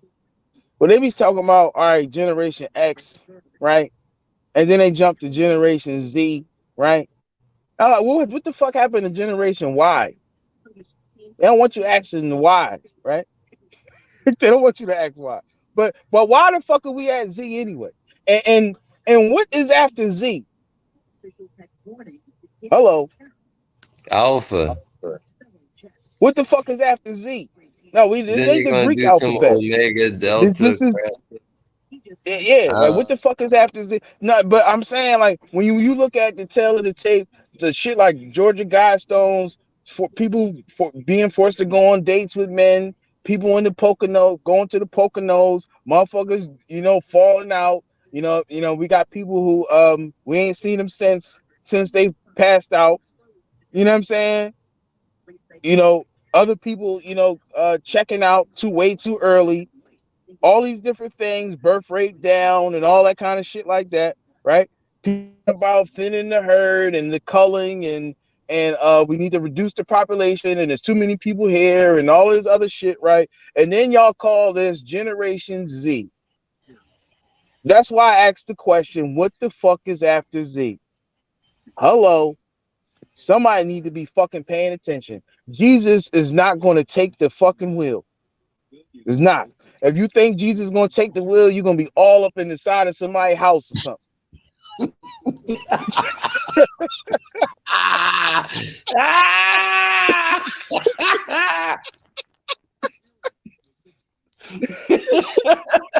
You better get 2 hands on that wheel. You better get 2 hands on that wheel and get to where you're going. It's Baby real. Jesus, It's help me make real these out decisions. here. Help me make these decisions.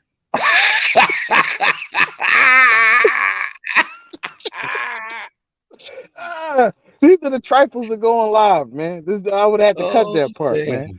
Try to be serious, man. I mean, damn. This is Oh, it's like I'm shit. looking at an iceberg, and I'm like, you know, Lord we have way mercy. too close to this thing, and we should be bottoming it out. And it's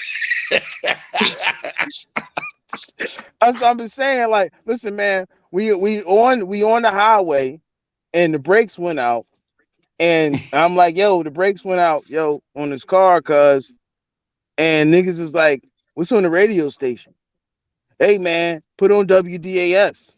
Hey, man, fucking put on Power 99. That shit's better. Hey, put on I'm the feeling black myself. put on the black information. I feel like being gaslighted, nigga. It doesn't matter if what the fuck I put on the radio. This fucking car ain't got no fucking brakes in it. And unless we figure out how to come up with a plan how to stop this car, we gonna hit some shit and might kill us all. One of y'all gonna get fucked up if we don't stop this car. You know what I'm saying? Yeah. So it's, what difference do it make about arguing about the damn radio station when the brake line had been cut in the damn car? You know what I'm saying? Yeah, that's what y'all I look don't like give a arguing fuck, man. about. Look, Yeah, turn to that's what you look. WDAS. Well, yeah, I y'all don't care that what want you're to do talking that, about. you I don't can got put time to on. listen to that. Turn the channel. Right, put your headphones in and tuck your chin down and put your head between your legs and brace for impact, nigga, because you are no longer needed. You know what I'm saying? But that's how y'all look arguing about your identity when motherfuckers is talking about thinning the fucking herd and there's too many people on the fucking planet. You think they give a fuck about what you call yourself? You think that they give a fuck what you call yourself? You think, I'm a blend in with these niggas. I'm a blend in with these people over here. I'm a blend in with. I don't give a fuck who. They trying to wipe all of y'all. So Well, the funny thing is, like, when you wipe your ass, you don't leave turds. You getting everything out of there. You don't want everything out of there. So they don't give a fuck what you call yourself. They trying to wipe you, motherfucker. You know what I'm saying? Wipe you clean. They trying to wipe you clean, yeah, and They're going sterilize back with the after that. bleach. They're going back with bleach. You are tripping. You are keep arguing about that shit. Keep arguing about the WDAS and 1039 and all that shit and brace for impact, nigga. But I'm a brown getting stain. out. I'm about I'm a to get out yellow this stain. I'm about to get out this motherfucking car and tuck and roll or something. We coming up with a I'm plan? a brown stain. I'm a yellow stain. You still getting bleached. I'm gonna ride the rail to slow this motherfucker down a little bit or something, something. Shit, I'm gonna get the fuck out there. Y'all can argue about the radio station all you want. Y'all gonna be dead. Not because of me, not because of me though. But yeah, I'm gonna be tucking and rolling like a motherfucker. They're gonna be arguing about the radio. Yeah, I'm out.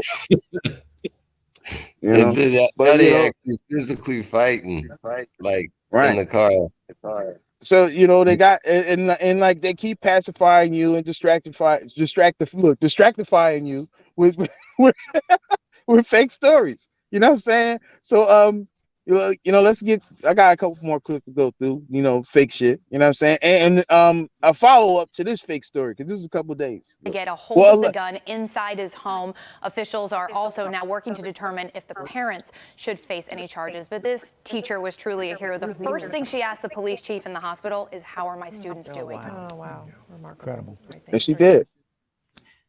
She ain't asking about that bill. That's what she need to be asking about, that bill. You know what I'm saying? I don't know. Listen, I don't like. Again, I don't know if that shit happened. I'm not gonna say it didn't happen. I apologize for saying it's fake. I'm on my Alex Jones. I'm on my Alex Jones shit right now. You know what I mean? It's not fake. Man. It's on TV. It's on the news. It can't be fake, right? I didn't realize that guy was so intense, Alex Jones. Well, I'm concerned. Oh man, I was concerned at how intense he got. I'm concerned. Well, what's this? Oh yeah, there's a follow up right here. Let's look at the follow up. Matter of fact, no. Let's jump to this right here. Let's jump to the shit we talked about earlier. Since we're coming up on 140. We're coming up on 42 or the hour and 42. So we're gonna do this segment right here. And this brother got tased 6 times in 42 seconds. There he goes.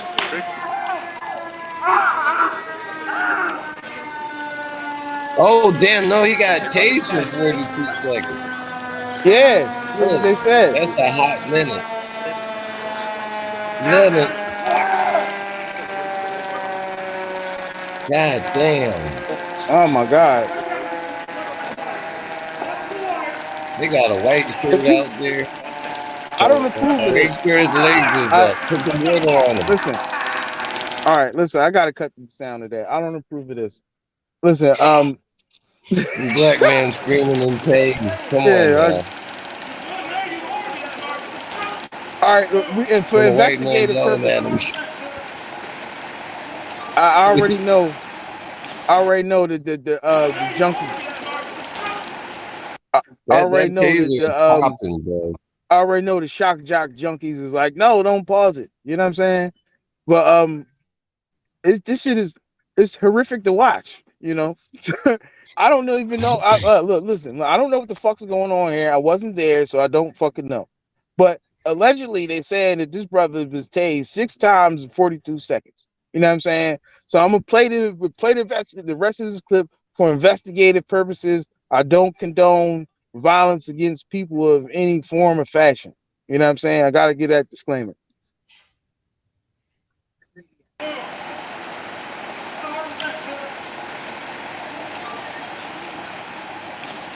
He called him cuz.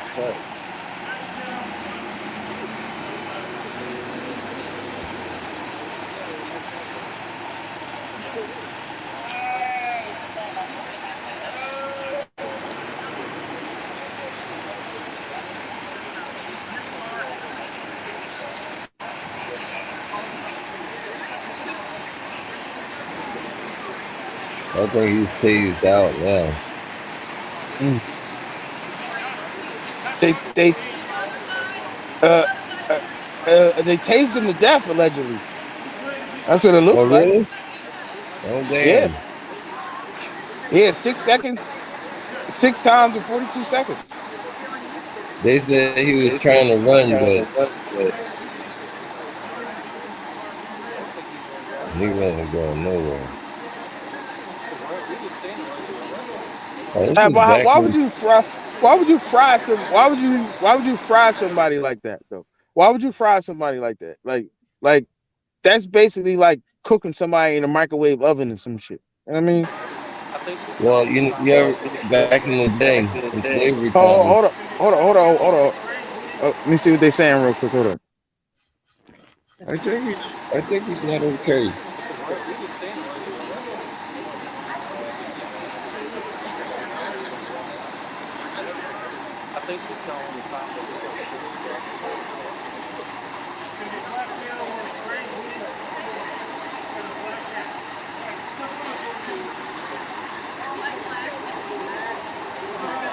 I think that brother done. That motherfucker dead, man. You know, like the Tropic Thunder shit. You know, but now look, I put this up here. Wait a minute, let me go back. So like you see that at the end right here. Now I want to expound on. I'm gonna leave that up there, and we're gonna get to that in a minute. All right, hold on. Let me leave that up there. How the fuck can I do this? All right, there we go. All right, so the brother got tased 42 seconds, right? Black man, right? And you know, consequently he died. And they said he got tased 6 times 42 seconds. Of course, we know 4, 2 is 6. You know, and if you're not familiar with the practice, the alphanumeric coding of words, the practice of coding numbers into words, which is more relatively referred to as gematria or gematria to the English majors. Um, but the English language is a coded language. It's a language that is compiled from various different languages and various different manuscripts and archetypes. And upon this composition, there was a alphanumeric system encoded into the language that we use called English, right? And it's I would believe it's also in Hebrew. You know what I'm saying? What we call Hebrew today, which originally comes from Yiddish. You know what I'm saying? That's another discussion. But these coding systems have been infused into this language or this manuscript. And 42, just like Jackie Robinson's number, just like Martin's apartment number on the Martin show, just like the equivalent of Martin, boy, bus, Moses Walker, and various other things, even just like the Hebrew breastplate, that sums to 42, the various things that happened with black people in 1942, in 1959, which I'm leading into. But these two numbers, are connected to black people and encoded in a negative way. You know what I'm saying? But it doesn't mean that 42 is a bad thing. There's 42 laws of Ma'at. You know what I'm saying? So, and again, like I said, there's 42. The breastplate, the Hebrew breastplate, sums to 42. So, it's not a bad thing. I don't want people to think, it's a bad thing. It's just that the way people do rituals and the way that they do things, they take good things and make them bad and make bad things good and so on and so forth. So the Reversing the 4259, polarities. right. So the 4259 symbolism has been stamped on black people in a negative way. You know what I'm saying? Now, even Motown Records came out in 1959 or some shit like that, right? You know what I'm saying? So we got this statistics right here that says that heart disease is a problem with black women, right? And they're saying that 59% of women older than 29 have heart disease. And this statistic, say that 3 times fast, is fluff, basically. You know what I'm saying? You can't even really truly trust statistics. Now, all right, now, Rick, you told me that black ownership in the 1960s was how much? Well, it was on the wane, like a little bit before. Yeah, the 1960s, it was 40% in Philadelphia, and we were 43% of the population in Philadelphia. It peaked at 42%, right? Yeah. That's basically what I wanted to get you to say. That black ownership peaked at 42%. Now it's down to what?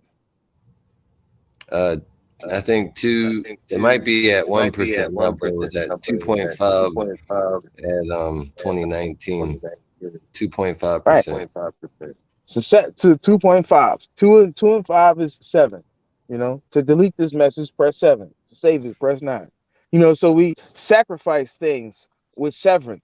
And when you get your job, you get your severance pay. And that could be a little bit of a reach right there. So I'm not going to say what that means, but I'm just throwing that out there, some intellectual chum for the intellectually inclined, I would say. You know what I'm saying? Also, a lot of it got into like the other communities and the foreign governments that fought against the United States and became part of it, because you had the Koreans coming in the late 50s. Then you got Vietnam, the Vietnamese. Then you got the Cambodians in the 80s. The Pol Pot regime.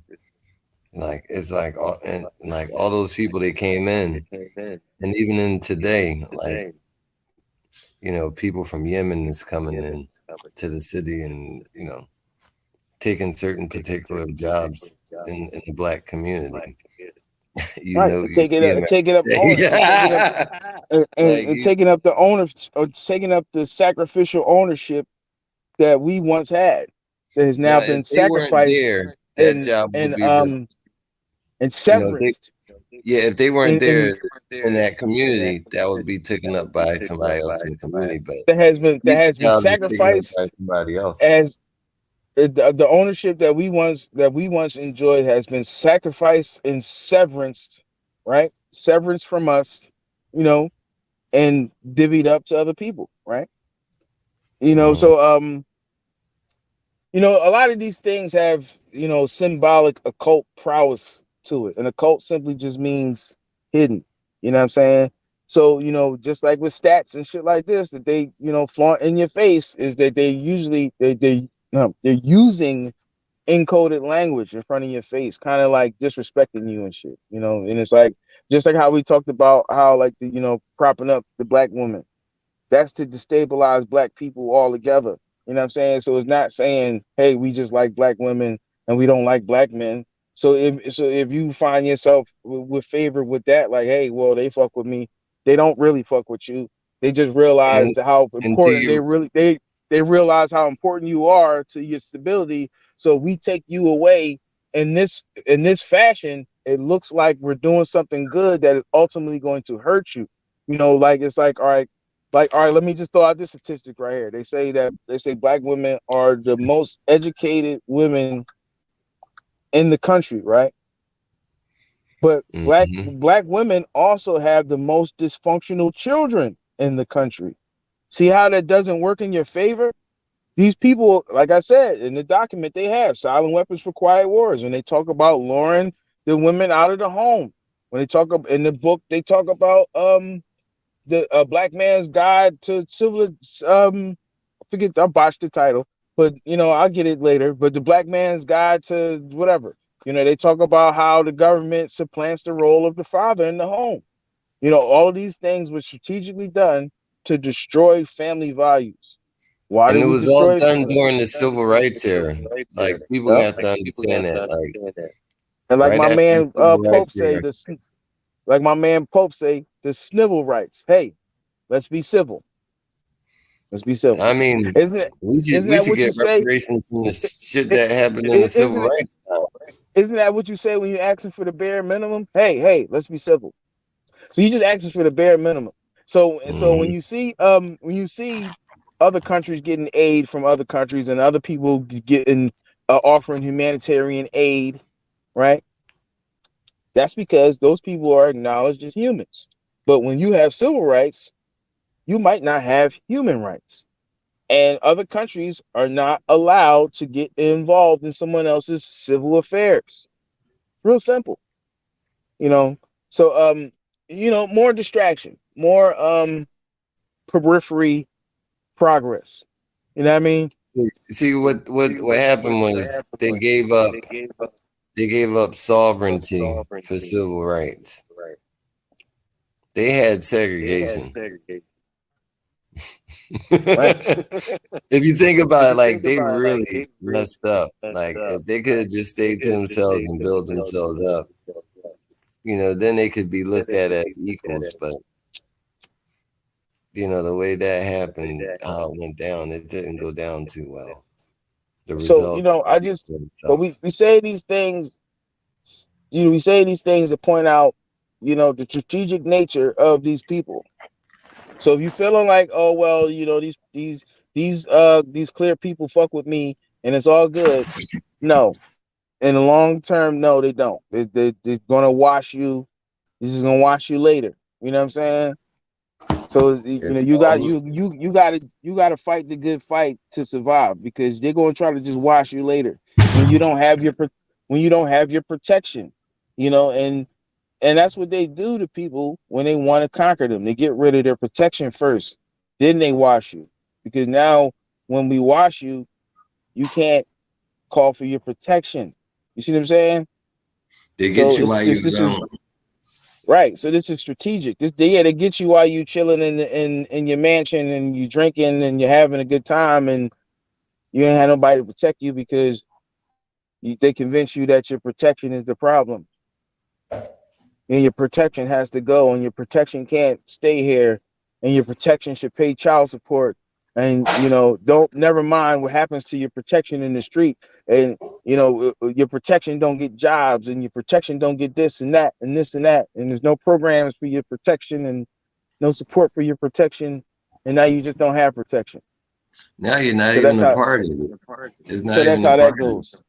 So that's how that goes. So let's follow up with this You want to follow up this fake story, or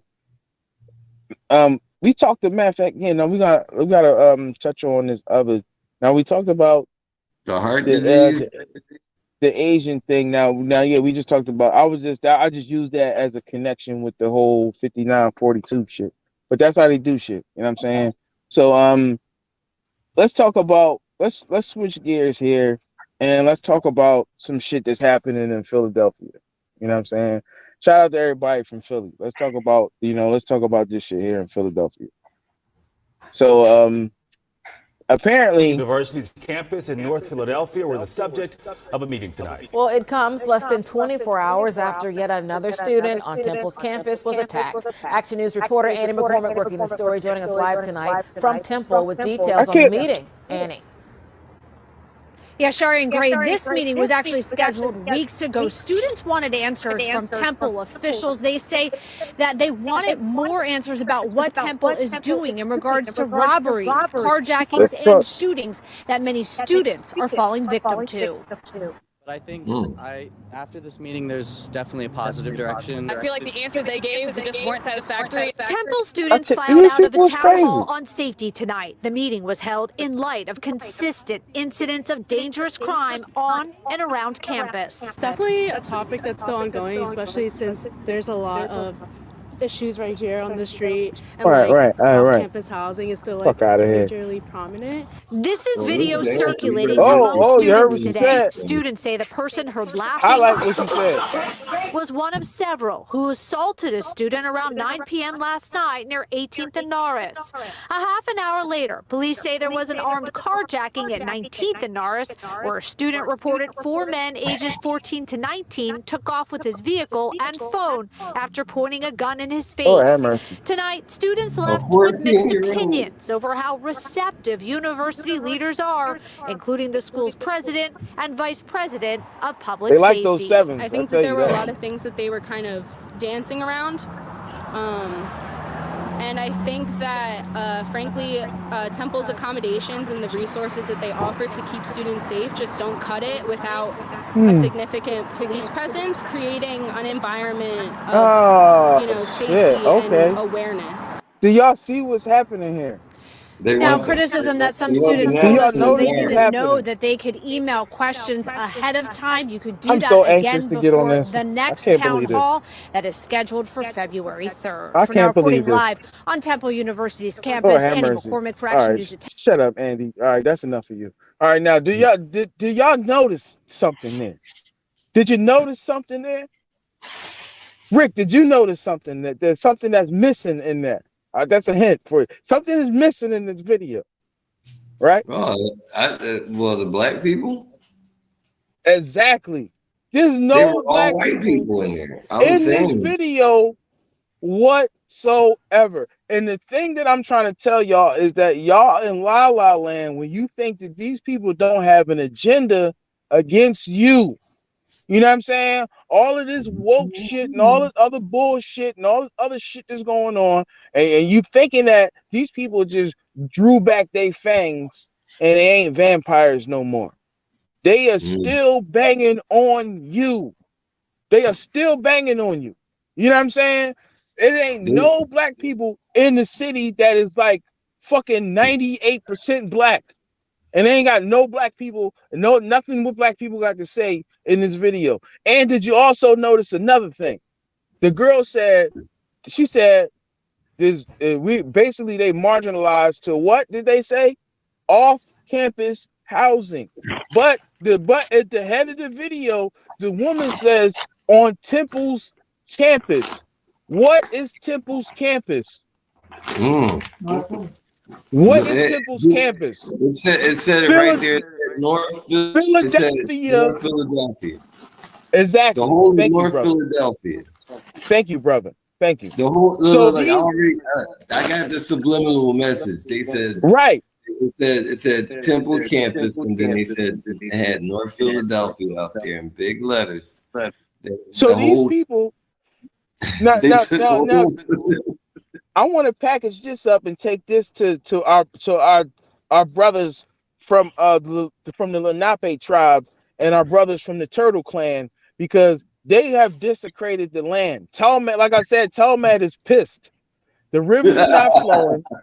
The lands are not green. And I don't see none of y'all doing nothing about it. I see y'all banging on brothers that look like you and me.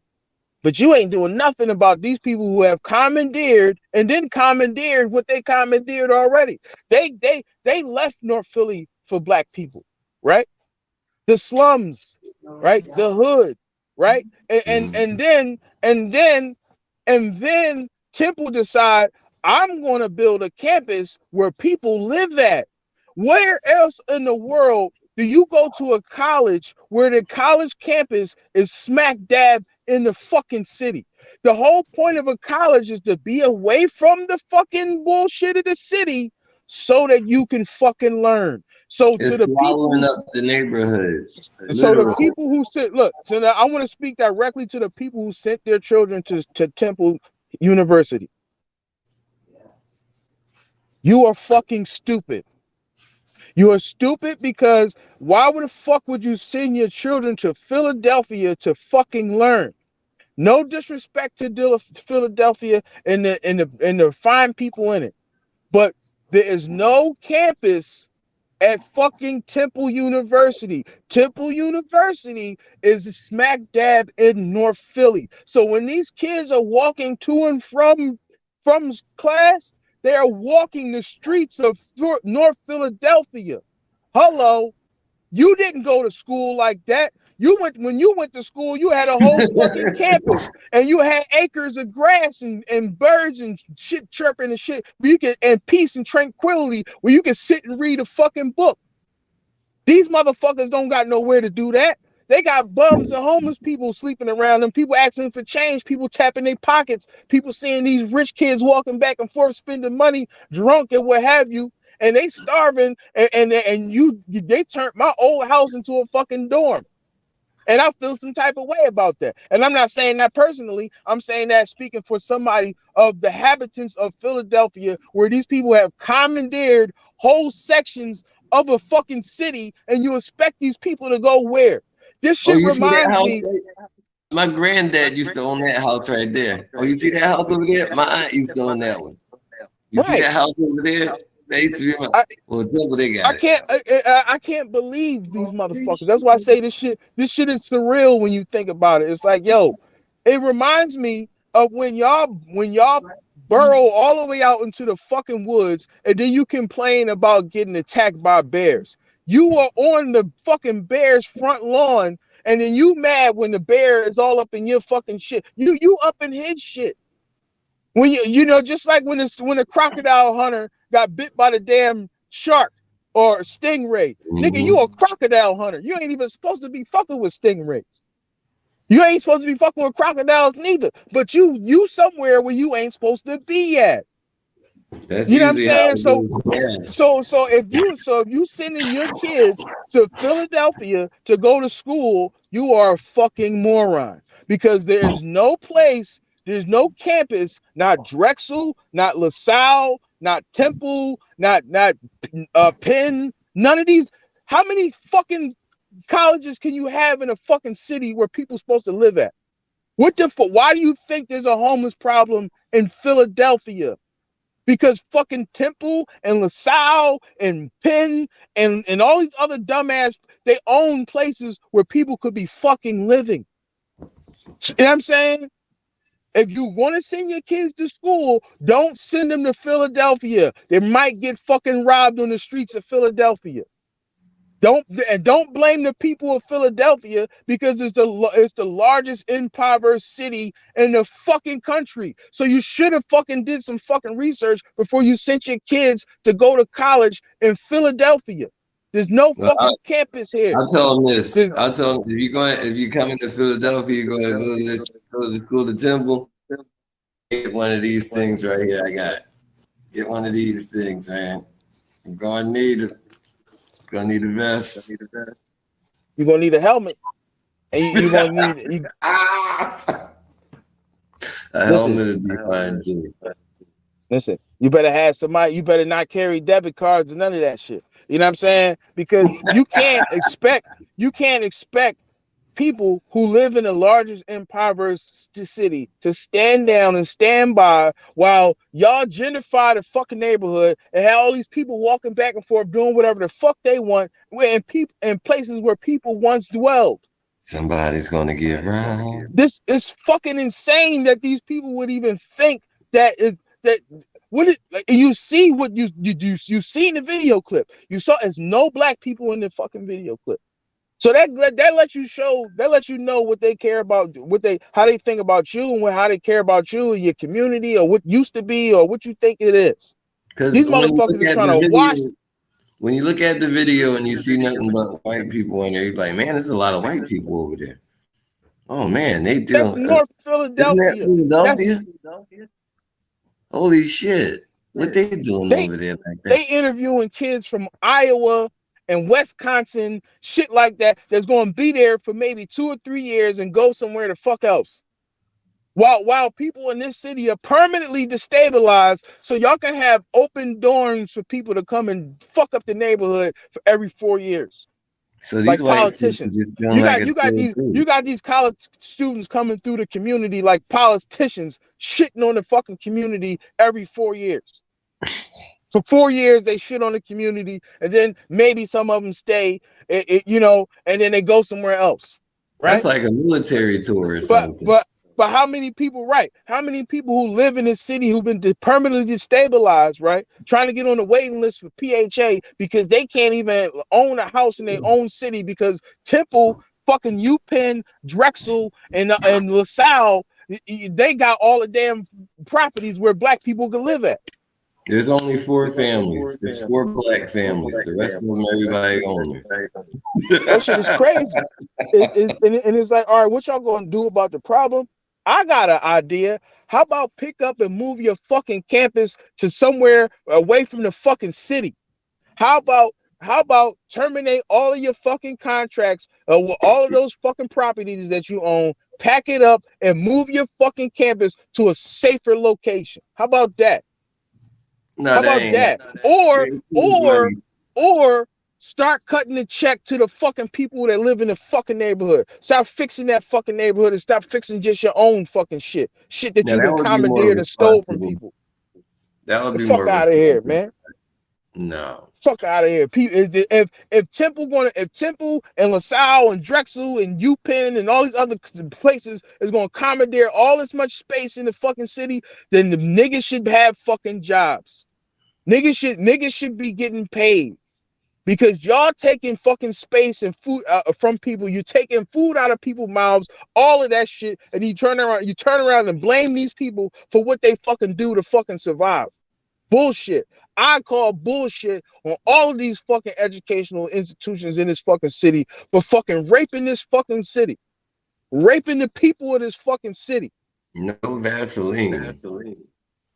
None yet. Everybody want to talk about Philadelphia, but nobody want to talk about Philadelphia for real, for real. I'm sick of all these motherfuckers on YouTube and shit talking shit about this city, and you don't even know what the fuck go on here. Only thing you know, only thing PHA is. They don't even know. The only thing you know, the only thing you know is what these motherfuckers who do fucking broadcasts like this tell you. That's the only thing that the fuck you know. They crazy in Philadelphia. Black people get railroaded in Philadelphia. That's what the fuck happens. Black people get railroaded in Philadelphia. And when you tell me what other city in this fucking country got 4 colleges in a fucking city that's majority of black people, 4 colleges. Where are these people supposed to live at, man? Where they supposed to live at if these colleges got buildings, facilities, and surrounding properties for their dormitory purposes? Where the fuck is everybody else supposed to live at? See, the education system, they told themselves that they were the masters on the top. So once they got at the top, they put people in the fields and worked them hard to the point is unbelievable. It's inefficient. Now they're producing world leaders that's horrible. And there you have it. It is what it does. Start giving out jobs, Temple. Start giving out jobs, Drexel. Start giving out jobs, LaSalle. Start giving out jobs, UPenn. Well, Y'all better start giving out fucking like, jobs because all the black people that live in the surrounding environments that you done raped and stole their fucking properties, they should be fucking benefiting financially. Because they're the cursed one. You know, you be real messed up. You be like, man, I went to school there. I grew up there. Y'all carve out little sections of the city and say, this is mine. This is my campus. And destabilize all these other people. I don't see how y'all fucking changed in the past five. Y'all haven't changed a bit in the past 500 years. The only solution is to get back to your root and, you know, straighten things. And most people never looked at it that way. The way that I'm saying it right now, they probably never even looked at it that way. But if you live in Philadelphia, take a look around, and then start to look and research and look at other cities and see. Ask the question. Well, how come? Yeah, why do y'all got all these fucking properties? And you see, black people did used to live in these houses. And where the fuck they live at now? They got black people taking fucking checks to go live out in fucking Royersford, fucking 5 or 6 hours away in fucking Pennsylvania. To go live in the projects in Pennsylvania. Here, take this check to get out of Philly. That's what they doing in Philly.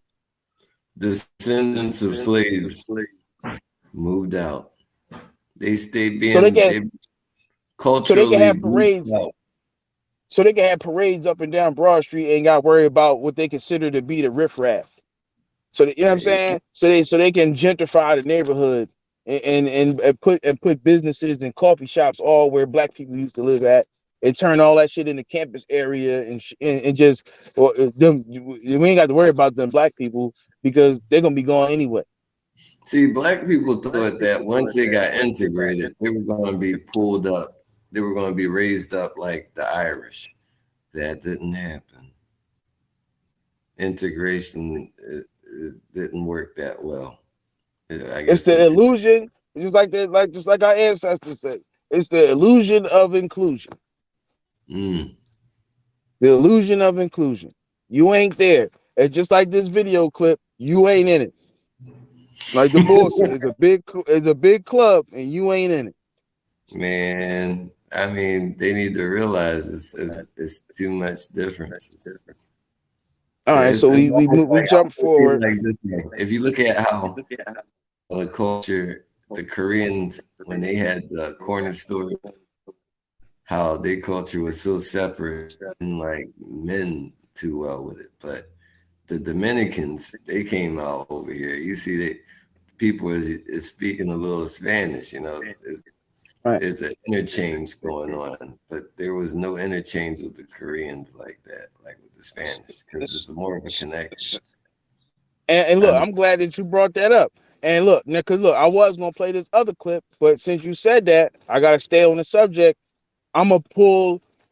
Remember, we talked about we talked about reparations, and we talked about the fucking Ukraine motherfuckers. Now I'm gonna pull up this clip of our brother Umar talking about what's going on with that shit. You know what I'm saying?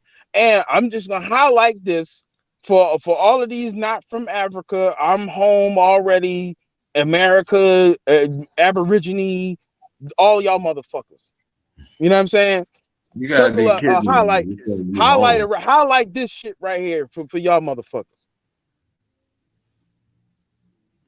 1960s. You got black people living on the street because they can't find a job, and Ukrainian immigrants to get SSI checks. So if you are a Ukrainian refugee in America, you can apply for SSI. Help me understand that, because we have the highest black homelessness population since the 1960s. You got black people living on the street because they can't find a job and can't get any subsidy. But you're going to bring immigrants. Didn't build this country. Don't pay taxes. Don't have a job. Haven't paid into Social Security.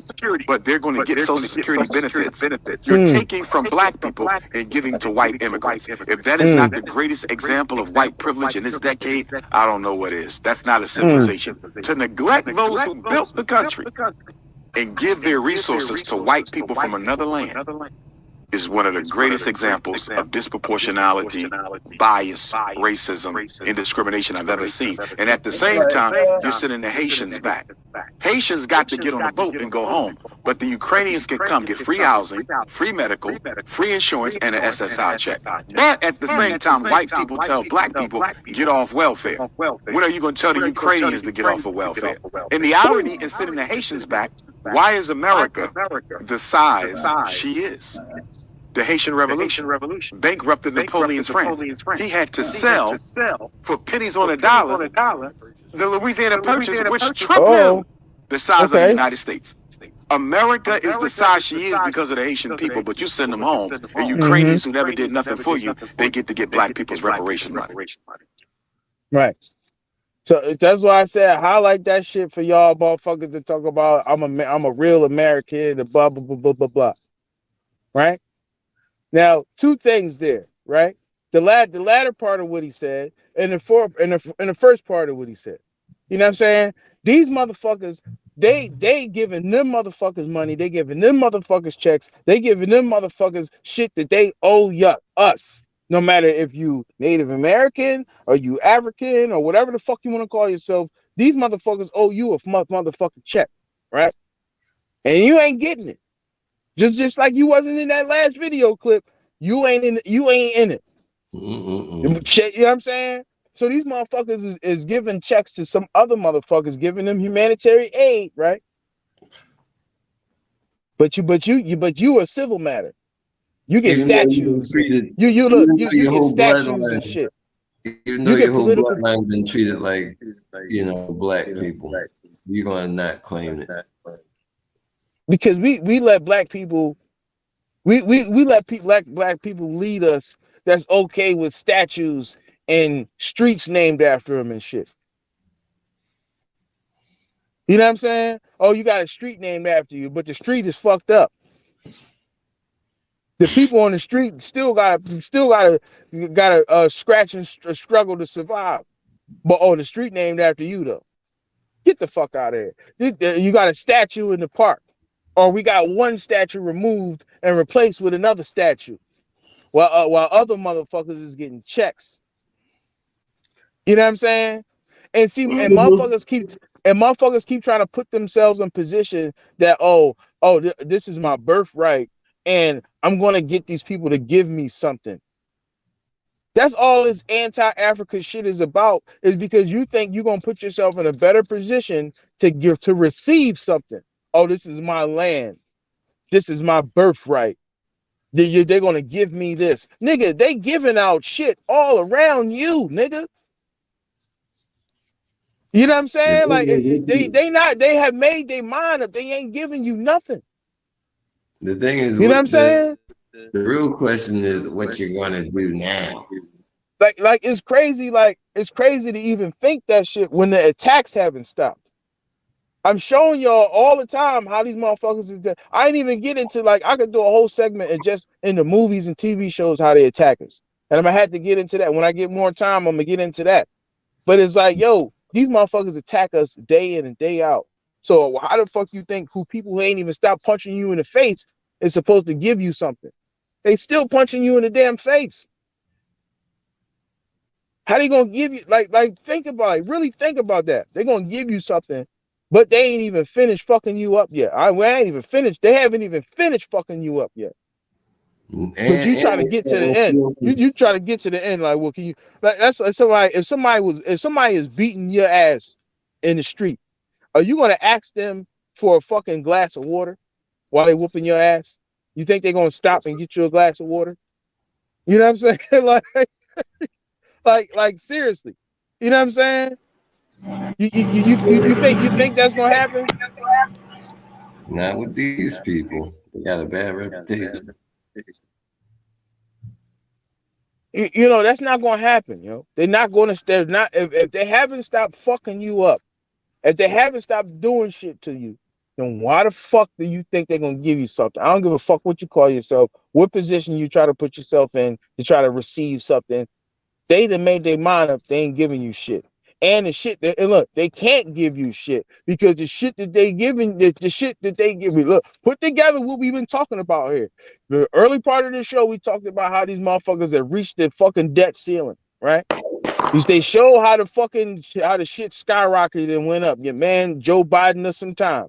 I bet. Why you think I've been telling y'all his name is Biden us some time for a reason? Because he Biden us some time into the bullshit. So we at the brink of the bullshit, right?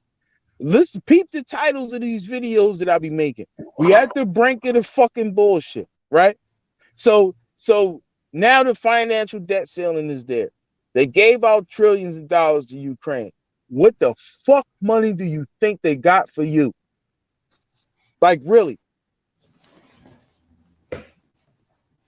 Like really? Like we look like kid. Like when you was a kid. Like when you was a kid. At some point in time, you had to realize that your mom ain't rich, your dad ain't rich, and they have certain financial limitations of shit that they can't buy you. So when you looking at these people as your financial mother and your financial father, and you hoping these people give you some type of allowance, mommy and daddy done spent all their fucking money. Where the fuck do you think they're gonna get the money from? We showing you things for a fucking reason. Where the fuck they supposed to get the money from to give to you if they didn't give out trillions of dollars to these motherfuckers, giving them tanks and missiles and planes and shit like that, right? Giving them pensions and 401ks and having these motherfuckers make sure that they well off, right? At the financial debt ceiling, right? So it's surreal to think that they're going to give you something. That they have something left over for you. Oh yeah. Don't worry, we're gonna print up another $1 trillion to give to y'all. Don't worry. It's coming. Stock market tanking, right? Inflation going up, right? We got you, nigga. But you still think you're gonna get something. You still they're gonna give me something, man. You wake up to the reality that your parents are not rich. Your parents are not rich, and they have financial limitations, and these people have reached their financial limitations, yo. They should have been training to survive. Fucking up, man. This shit is just. We gotta get real. Our people gotta get real, yo. And that's why I was like, and again, like when I showed the shit about what they're doing in Nigeria, I've been told y'all, Africa is the next financial frontier. They don't want you fucking with Africans. You know what I'm saying? They want you squandering around here waiting for fucking money that ain't coming to you while they reach their fucking debt ceiling. Oh yeah, they're gonna give me something because one day these motherfuckers gonna say, you know what? We was wrong about Columbus, and this is black people's land, and we just gonna give them this country. We're gonna give them this country back because this is rightfully theirs. You know what? This is the land of this is the empire of Morocco, and we just gonna let the Moors have it because you know what? We don't have no jurisdiction to it. They beat us at our own game, they won, and we just gonna pack it up and go back to Europe. That's what they think. Like it's like pipe dreams. These motherfuckers have laid waste to the four corners of the world. You know, for your flat earther motherfuckers. You know what I'm saying? Shout out to the flathead screwdrivers. You know, but to the four corners of the world.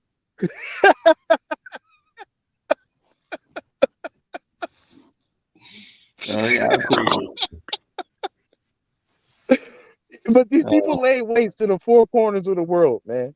You know what I'm saying? And you think when they like turn over a new leaf, like you know what I'm saying? Like like that's crazy, man. It's man, I'm mystified when I think about that. You know, it's called hope. You hoping one day that you're going to be accepted by evil people.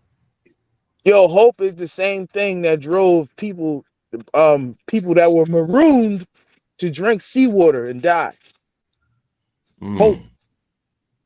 I hope that the seawater don't kill me.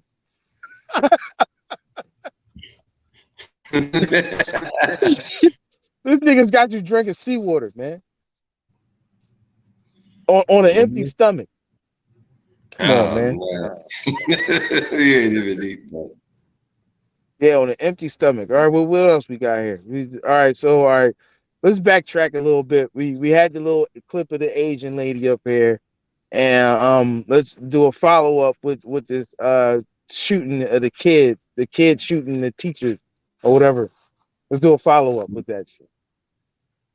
This is crazy. Community staple. Relish served All its right. community. Oh yeah, no. So all right, last wait a time. minute.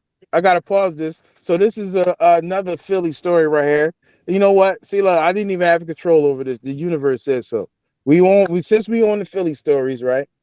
This is said. We gotta sadly report that Relish, a black-owned restaurant that was open for 15 years, has closed its doors permanently. And I'm really, honestly, truly saddened to hear that, because that came as a sneak attack.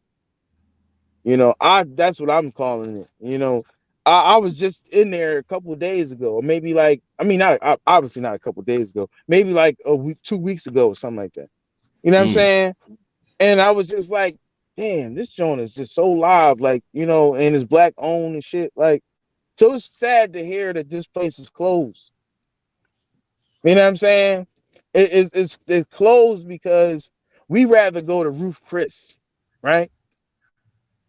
That's right. To keep it real, right? We rather go to Roof Chris. We rather go to fucking what's the other places? Benny Hanna's, right? We rather go to these other fucking places, right? To eat they bullshit food. In the frying pan. Oh man, that looks good, man.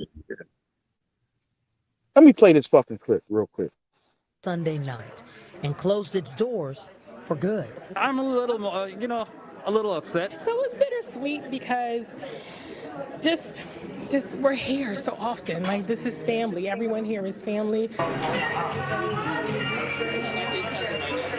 The longtime restaurant near Mount Airy has been a go-to staple for soul food served with a dash of cuisine flair, putting soul not just in its food, but its customer service. Welcome to Relish. My name is Chris. It's been a staple in the community as we've had many politicians come for their elections. Coming to the city and utilize the space here and to be able to, be around some amazing people, wonderful people that I've always, even tonight, connected with. And Relish is unique for a number of reasons. For one, it is the only black-owned restaurant on this side of town where people can come, relax, eat, and listen to live music. It's also the only restaurant in this entire building that's lasted more than a year. In fact, it's been here for 15. So many people are here tonight because they want to have at least their last meal here at Relish. The COVID-19 pandemic strained the restaurant industry, forcing many locally owned places to close, then reopen with safety precautions that, yes, kept staff and patrons safe, but stifled revenue. Employees tell me once word spread the restaurant was closing, reservations soared back up to pre-pandemic numbers. A great boost coming a few months too late. I'm heartbroken, and I hope that we can move forward and maybe another black-owned business can take this place. From Relish Restaurant in West Oak Lane, Leah Uko, NBC 10 News. Wow. Well, that's the end of that one. Y'all niggas rather go to Roof Chris. Y'all rather go to these fancy fucking white places. That's why I fucking closed. Ain't got nothing to do with they blame it on, we can hide behind that. Well, you got but the real issue is that we don't fucking support each other, man. We think that they ice is colder. We think that they grass is greener. It's fucking bullshit, man. They've been Don't there hide behind that shit. Don't hide behind this. This is a failure for us because we don't support each other, man. That's true. We don't support each other, man. We have to make it. We gotta. It's all about what we manifest. You are what you do. You are what you do. You want to know what type of man you are? You are what you do. We don't support each other and we don't hire each other. We don't support each other and we don't hire each other. When we got businesses, right? We be wanting to put our team on and shit. That's cool. There's nothing wrong with that. But if you got black business, hire black people. Don't give me that shit about, oh, I tried this nigga and he did. Find somebody better. But hire black people, yo. And one of the main reasons why black businesses don't thrive is because they don't hire black people. Black people need to be able to also benefit from a business being in their community, yo. The same way that we talked about how Temple owe these motherfuckers a check, it's the same thing with black businesses. It's your obligation to the community to put the community on, hire people in the community, yo. And I'm not calling these people out. I'm not saying that they didn't do that, but I'm saying that us as a people, we have to work together. We got to support each other. We have to hire each other. You know what I'm saying? It can't just be about, it can't just be. They're hiring their people. Right. There's a pattern. There's a cultural pattern. And that's where that's the key word is your cultural pattern. And it's a defect that's been put in like 4 generations ago for us to leave, to support and explore other things. And when we do that, we leave it. They left the door open. They left the deed on the table. Everything. The white people came in. Chinese people came in. Everybody came in. It was like, man, they just got it out here like this. You just go ahead and take it. And it's to the point where, the black people just accept that this is supposed to happen to them. Because it's happening to everybody else. Nobody else is doing it. I guess we supposed to all do it. And that's called mass psychosis. So once people break that mass psychosis, then they can become again. Right. Until then, got to, man. Got to, because this shit it's sad to see shit like this, yo. And it's like, yo, like again, the main reason why black businesses fail is because we don't put each other on. We expect everybody to have money for us. We had to learn how to get money together. You know what I'm saying? Put each other on. That's a death of a generation. That's a family business. That's the death of a family. That's deeper than deep. That failure goes nigga, that's like a punch. Nigga, that's like a punch in the fucking stomach, nigga. Yeah. That's like that's like a punch in the fucking liver. That's a liver punch. That's a little bit that gets the quivers. That gets you quivering. The liver quiver. Yo, you know how many people who had businesses had to go back to like working regular fucking jobs? Oh man. Like, because you know what I'm saying? Now of course we do know that this whole Blovid bullshit fuck shit up. Yes, we do know this. We also know that other people have made money and managed to thrive, in these conditions, right? Right. But one thing might not be clear to most people is that they say that this shit was the fucking largest financial, the most lucrative product ever in history. So these people who have destroyed businesses all across the fucking board have made more money off of anything that has ever been sold ever in existence. I just wanted to make that clear. Yeah, I mean, we're dealing with numbers to the three of us. We're dealing with numbers that are very large, so we're on a whole nother level with this. And these guys, they got so much control over so much now because of technology. It's going to get kind of creepy now because we got the people like that. That should make any person of color like get real scared when you mention that name. But like shit like this, I ain't gonna hold you, man. Shit like this hurt, man, because it's like, yo, with us, I know the real reason why. So yeah, Man. COVID, that shit did take a toll, yeah, but the real reason is because of us. We gotta take responsibility for ourselves, Joe. You It's know what I'm called saying? being Is that accountable. this business went down because our fault. It's our fault Right. this business went down. Because we didn't go there. We decided to go to Chipotle. We decided to go to McDonald's. We decided to go somewhere else. You know what I'm saying? Mm-hmm. When this place is sitting right the fuck there. We don't tell each other word of mouth. We don't give each other word of mouth. We don't even want to go and try to get a job from these motherfuckers. So that's why we got to You know what I'm do saying? programs to point all this stuff out. If we could point it out before they have a problem, we might not have no problems. But I gotta get on. I'm gonna get up with y'all in a little bit once I get stationed. All right. I'm gonna knock out the rest of this shit. All right. Cause I got a couple joints I want to go through, man. But yeah, we here, man. At least for a little bit more, because I got to get going too in a minute. But you know what I mean? I got a couple things I want to touch on. You know what I mean? Got to get at some of this shit. Or I might have to do a part two. You want to do a part two? We can. It's up to y'all. Let me, is your mic off? Yeah, this nigga mic off.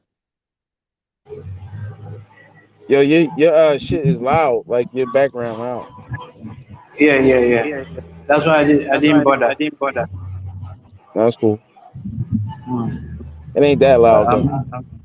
I'm in an open place where I'm powering up my phone. Okay. So did you hear about the deal that's going down that went down in Lagos the other day? No. Yeah, they got a big trade deal going down over there, you know. And like remember I was telling you, like, you know what I'm saying, sometimes you gotta go where the money is, you know what I'm saying? Like, you know, it's a lot of things happening down over there. Now if you can't go, then I understand, but but just as a little point in life, sometimes you gotta go where the money is, you know what I mean? Feel me? Yeah. Right. So, One thing is that they might decide to publish anything on their mainstream news. So when you get there, it's not exactly what they publish. These people control the news, control everything. So that's 100% true.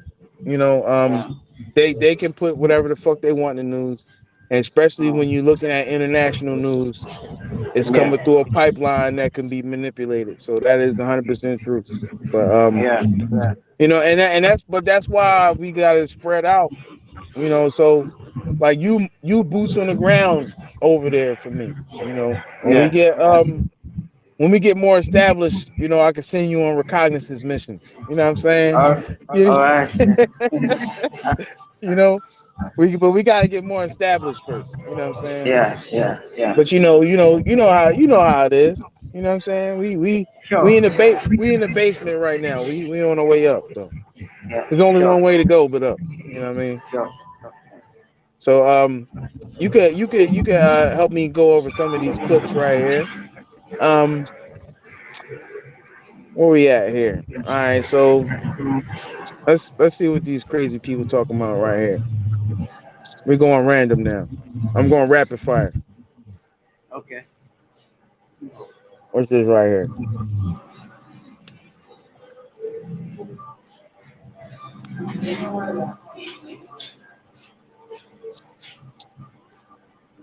You know what? I don't think this motherfucker got no sound. Okay, I'm not. No, ain't no sound to the video. That's the trifles of going live. I must have edited the video and didn't know it didn't have sound. Okay. I don't even know what they talking about. I could talk over it, but I don't know what they talking about right now. I gotta see what they talking about. I think this is more tank aid to Ukraine and shit. So it's kind of fall in line with what we were talking about. So this is the more tanks that they sending over there to these people. You know what I'm saying? That this actually might be better for copyright to have like news without sound, or we could just talk about it. I don't know, but Okay. I'm gonna throw another clip up there. But basically, they just talking about the Ukraine situation and how much aid that they given them so far, how far along they are to restoring their country and shit like this, all that kind of bullshit. But this is money that would be going to you, that could be going to something, a better cause, but this is what these people choose to spend money on. To destroy people's life, destroy property. I know I wouldn't trust irresponsible people with my wallet. I know that. Yeah, you know what I'm saying? So I can't trust them with theirs either. So you know what I mean? And that's the point I'm trying to make. It's like, all right, you think they got money for you. Look what they spend their money on. You know what I'm saying? Yeah. All right, so like we said, we were going rapid fire. So I got a couple clips the right first here. I'm public just gonna meeting in throw that up. district since a 6-year-old boy shot his first grade teacher nearly 2 weeks ago. This is the follow-up right here. Story. Fury and frustration were on full display at the school board meeting in Newport News, Virginia. I send my kids to school and find myself praying to That's God where AI that from. they will return home safely. The public meeting marks the first with school leaders since police say a 6-year-old boy shot his teacher this month. Don't want to have a family dinner where I talk about where my kids will hide in their school. More than 100 people signed up to speak. Desiree Yvette says her daughter rushed out of the classroom after witnessing the shooting. She's 6. She's terrified. Oh, wait a minute. Now see, something just stuck out right there. Yeah. She said the girl ran out the classroom. But then they said the teacher got the kids together to get out the classroom. Yeah. Now, all right, I gotta make sense of this, I'm just maybe playing devil's advocate a little bit. But I gotta make sense of this. So maybe the little girl just broke free of whatever was going on and said, fuck it, I'm out. People shooting, I'm out. Fuck what the teacher talking about, fuck the line formation, I'm out. Fuck the drill, fuck what we rehearsed, I'm out. I can get that. I get with that 100%. And I would think that most kids would do that. It's just shooting, oh shit, bam, I'm out. Scurry. Everybody's scurry.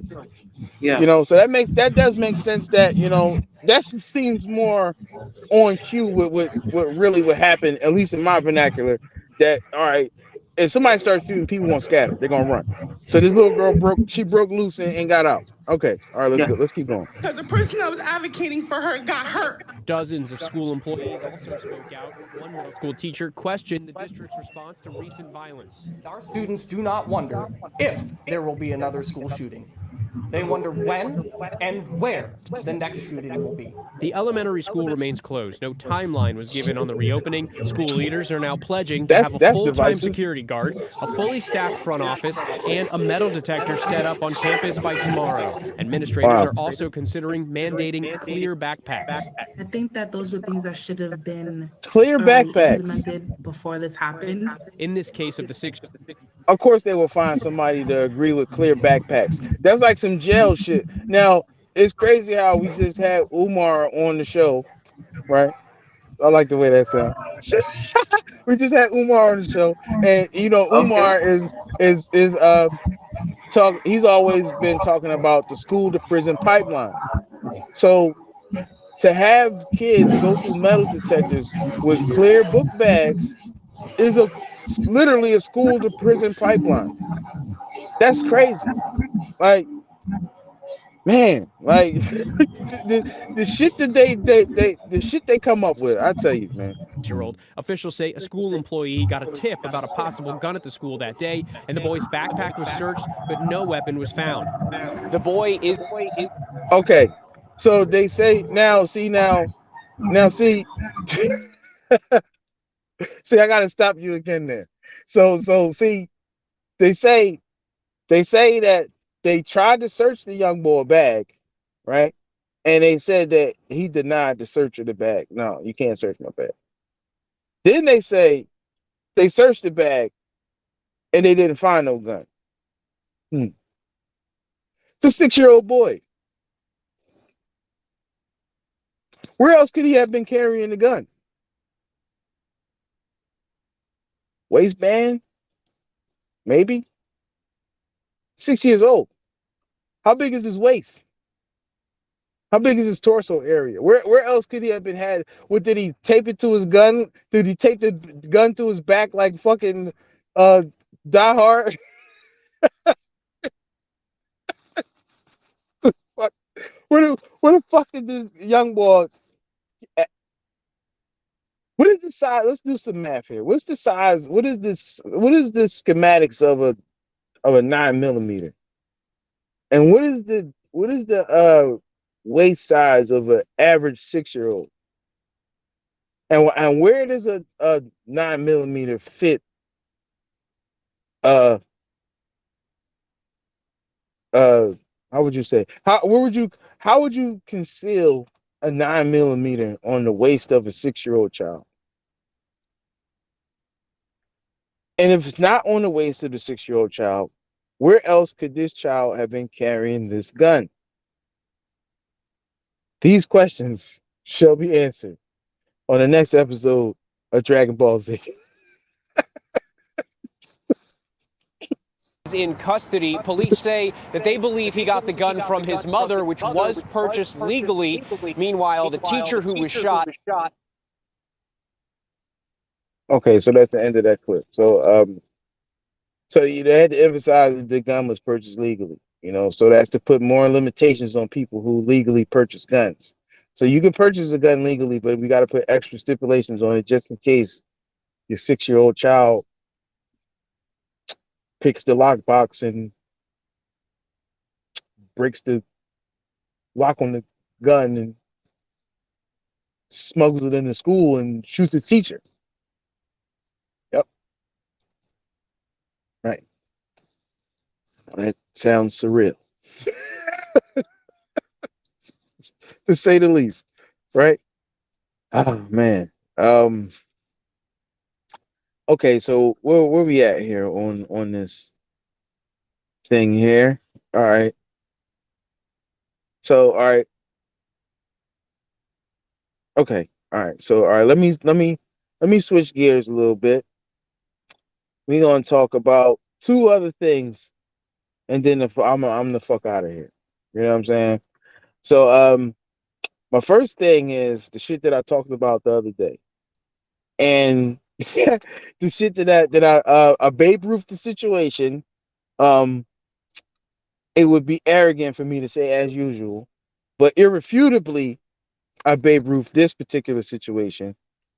My man is back. I'm gonna put you on mute real quick because you loud. But I talked about the moon rituals that people do. I've been talking about that. If you're familiar with the work that I've done in the past, I talked about the George Floyd shit, the September 11 shit. Even the connection with those two events.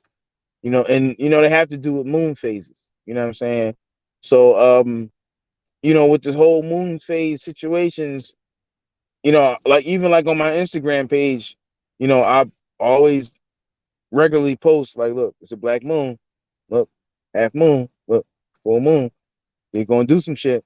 You know what I'm saying? And then then I wound up making a video about the shit that they did, and we know who they are, or they is, whichever one is more accurate. But I'm gonna just play this video that I made from the other day, and then I'm gonna work backwards into this particular subject. So maybe it's forwards. I don't know. Yeah. Well, all right. Well, here it goes. Fuck it. Oh. Get some Florida water. Bring them stones out. You know what I mean? But there's only 13 black moons a year. Bring them stones out. You know what I mean? But there's only 13 black moons a year. Don't be surprised if these people be on some bullshit. All right. So this video right here, this first part of this video clip is from the day before the bullshit, right? So I'm just showing people, look, it's the new moon, right? And I said, don't be surprised they be on some bullshit, right? All right. Ritualistic. 6.5 hours later. 7 frames, 33 seconds. I shape peace and benediction. Like I said, just like clockwork. What I just tell y'all, just yesterday, I told you, first black moon of the year, right? Watch, they gonna be on some bullshit. And what we got right here, Lunar New Year mass shooting. See the black and white symbolism right there? You know what I'm saying? Because the people who walk on. At that point, it don't matter what you think. It don't. You could call me a planned theorist or whatever kind of theorist. Doesn't matter. Because like I said before, it's like purchasing a raffle ticket. In theory, you can win, but it's only a theory until you purchase a ticket. Once you purchase the ticket, it's no longer a theory. It becomes a possibility or a probability. You know what I'm saying? So, like I said, I showed the new moon shit, right? Then you see right here, what did I say? No matter what happened, but look where it happened at. Lunar New Year. You know what I'm saying? Lunar New Year. So this is an event at the Lunar New Year, and some bullshit happened. And I said to you, don't be surprised if some bullshit happened. Black and white floors and hide behind blue doors, always on some bullshit. You know what I'm saying? I told y'all. I told you like years ago, like I said, when I don't say shit, y'all miss out on real shit. And that's real shit. Shameless plug, you know. I'll spare you the sagacious monologue. You know what I'm saying? But let me oh yeah, I'm working backwards into this. Okay, so that was the first video, right? So that's what started it, right? I seen that shit, I called it, shit happened, whatever, right? So now, then later on that day, I see another video, which I'm about to play right here, from a sister who's dropping some knowledge. Conspiracy theorists are shaking, and I'm one of them. Porsche is replacing gasoline with air and water in the next upcoming cars, and different companies like Volkswagen are following suit. Oh, baby, there's a lot of tea on this. Let's talk about it. Porsche and a few other car companies are about to start using e-fuel. What is e-fuel, you ask? It's a complex methanol mixture of hydrogen, carbon dioxide, and water. And this is one of those things where they took the idea from a very interesting source, allegedly. So back in May, earlier this year, y'all remember it was a Buffalo shooting at the Tops grocery store? Well, the security guard there was a man. Right. So, and that was in Buffalo, right? A lot of strange things been happening in Buffalo. And these two last subjects that I'm talking about happen to be from Buffalo. And a 55-year-old inventor named Aaron. Let's elaborate on him. This is Aaron Salters. Aaron Salters not only was an ex-police officer, retired, he was an inventor. And he actually invented and was on the news for a hydrogen, carbon dioxide-based fuel pump that would make your car go, no longer needing gas and petroleum. All right, so right now, BMW is talking about hydrogen cars. And they saying while everybody is running to electric, hydrogen cars are going to be the next big thing. So We're giving these things as prerequisites here. So you see the tail of the tape. You seeing the things that we previously talked about. How people take things from people when they have something of value, right? And we expect people to give us things back when they haven't stopped taking from us, right? So now we have a story about a brother who's an inventor, who is inventing something that is groundbreaking that can make companies, financial oligarchs like Google, who's being sued, have to stand down and stand by, basically. And that can't happen, at least not on their watch. So we just giving the foundation here. Okay, so let the sister continue to drop her jewels. People of color who are inventing things, especially those that don't have any money like that to back them up. I'm gonna need you to report here, and I'm gonna need you to take caution to what Mr. Salters, I'm so sad he did this, what he did. If you have an invention, especially something that's this groundbreaking. Oh man, these are the trifles that go in live, struggle streaming. So apparently that video is cut off for some strange reason. Let's see if we can still play it. The conspiracy theorists are shaking. All right, so that's the end of the video.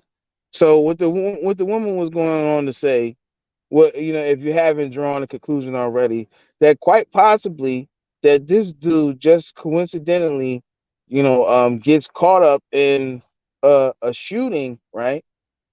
And loses his life, and then these people come out and with a pattern for the same thing that he was working on. So is it outside the realm of reality that maybe, just maybe, that whole thing could have happened just to knock that brother off? I don't know. Maybe that would be reaching a little bit, Maybe that would be reaching a little bit. But the sister was dropping some jewels. I wanted to let her keep going in, but I don't know what the fuck happened with that. But she was also talking about how Beyonce performed for the first time in a couple years, and this was the 33rd mass shooting over here. With the half moon. I mean, at the half moon, lunar moon situation at Half Moon Bay. So the shit happened at Half Moon Bay, right? It's like with the George Floyd shit, half moon ritual shit, right? And Gemini twins and all of that kind of shit, right? Shameless plug, check out that video. I might have to touch back on that again. But Half Moon Bay, they had the lunar new moon, bullshit went down. That wound up being the 33rd mass shooting, I guess, of the year. You know what I'm saying?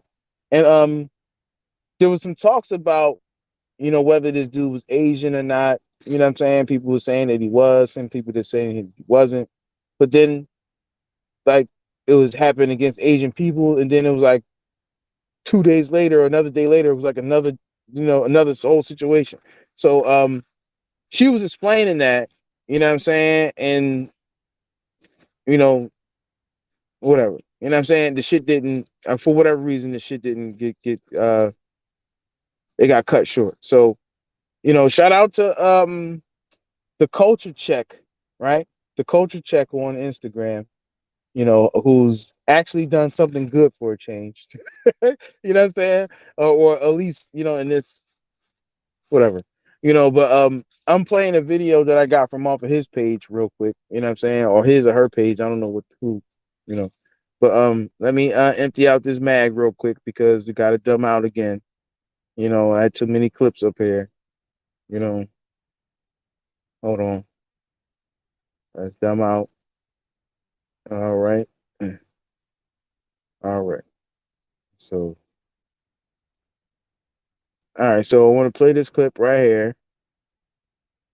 Now these topics are in concession of clips. So I got a couple more clips to go through, but these are my last two topics before I'm out of here. And then I just throw something up to leave you, to press on your conscience, as I'm out the door. You know what I mean? But so this is the video I got from Culture Check right here. So a man wrestling a gun away from the Monterey Park shooter.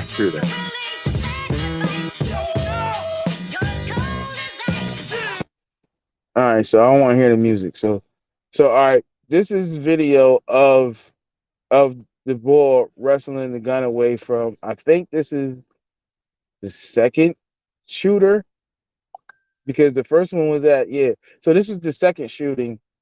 The Asian guy or whatever, and he took the gun away from this dude, right? Which looks like strange because I didn't know who was who. I didn't know which one was. Seemed like they was like, you know what I'm saying? Like, and it's like, all right, well, where did he go after that? You know, which is strange. So I don't know what's going on there. There's no audio to that video, so that's why I was music over it. And if it was, then shame on you for covering it. But I don't think that's the case. There was looked like it was security cam footage. So now I want to play. I want to play this this this interview. You know what I'm saying? Or they interviewed this guy, and I'm not drawing any conclusions here. I'm just pointing out. I just want to play this video. And I want to see what y'all think about this, and we can, I guess, have a discussion about this. But this is this guy who disarmed the dude in the video. Then Shay, who wrestled the gun away from the shooter at the second dance hall. You saw in Juju's piece the video, the surveillance video of him doing that. Brandon, first and foremost, how are you doing this morning? I'm doing well this morning. Thank you for asking.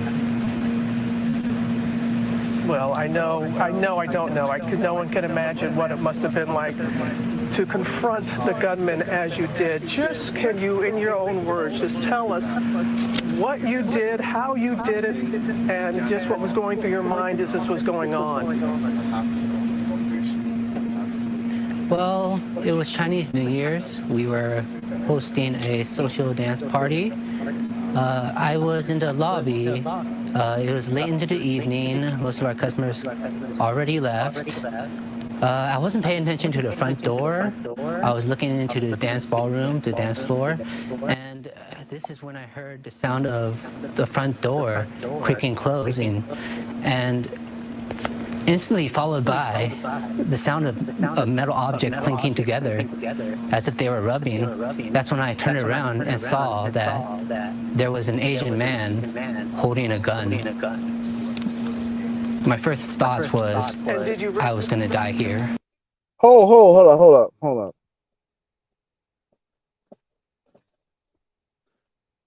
They making my head hurt. All right, is this dude not Asian? All right, Bella, I need you to answer this question. I like let's see if we can mitigate your background noises as much as possible. But I gotta ask you this question. Okay. Look. Is he Asian? Or am I tripping, or is he Asian? It looks like he is. Right. He look Asian, right? Yeah. Okay. No, you mean this guy? You mean this guy here? Yeah, right here on the camera. Is he Asian? No, it's not. He's not Asian? Yeah. Does he look Asian to you? No, he's a young man. No, I'm saying, does he look like a white man, or does he look like an Oriental or Asian? Does he look like he's a Chinaman? What does he look like? It looks like an Asian man. Right. Yeah. I'm fucked up because he said, I just had to ask you because he said that the shooter looked like an Asian man. No. Right? No, but let's go back. I'm a little fucked up. What was going through your mind as this was going on? Well, it was Chinese New Year's. We were hosting a social dance party. I was in the lobby. It was late into the evening. Most of our customers already left. I wasn't paying attention to the front door. I was looking into the dance ballroom, the dance floor, and this is when I heard the sound of the front door creaking closing, and instantly followed by the sound of a metal object clinking together as if they were rubbing. That's when I turned around and saw that there was an Asian man holding a gun. My first thoughts was I was going to die here. But him is an Asian man too. Right.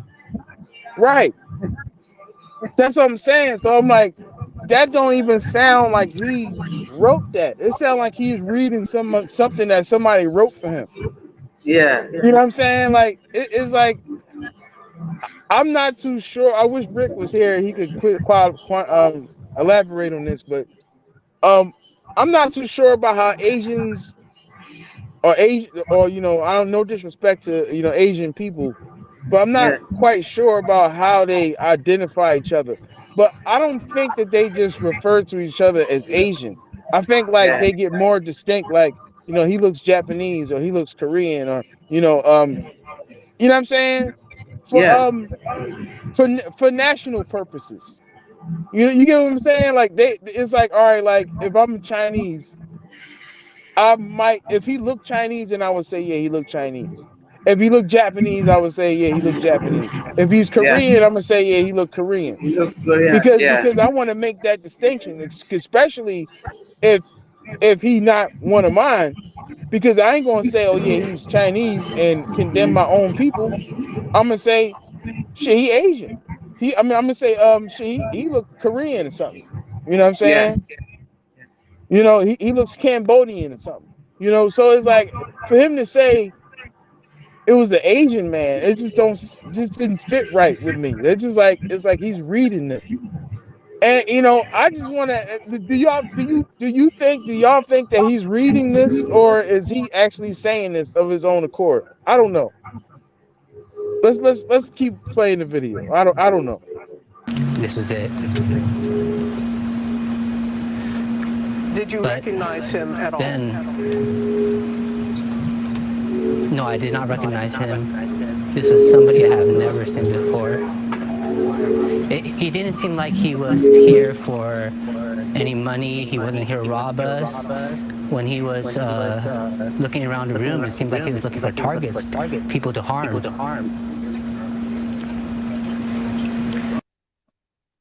Looking for targets. Again, another strange gesture. Whatever. This is when he started prepping his weapon. Wrestling the gun away from him.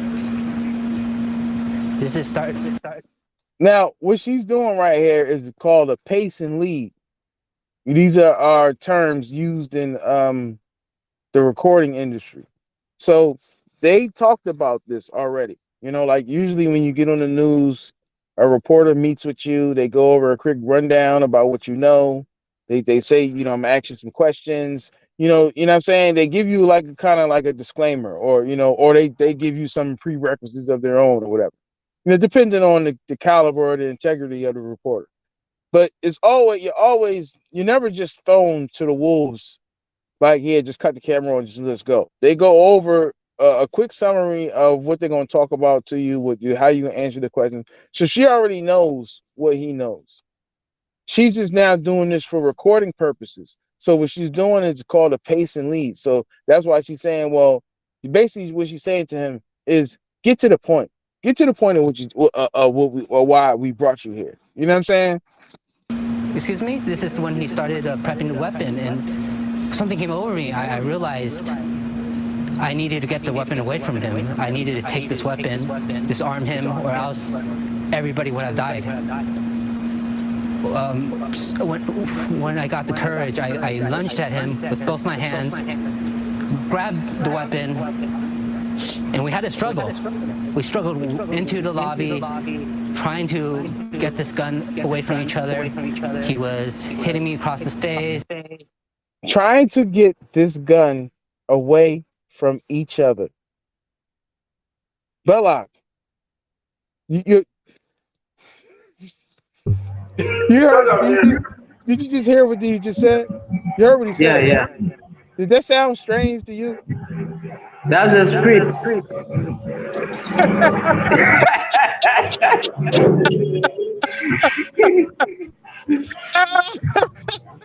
All right, let me hold up. Let me play the rest of the video.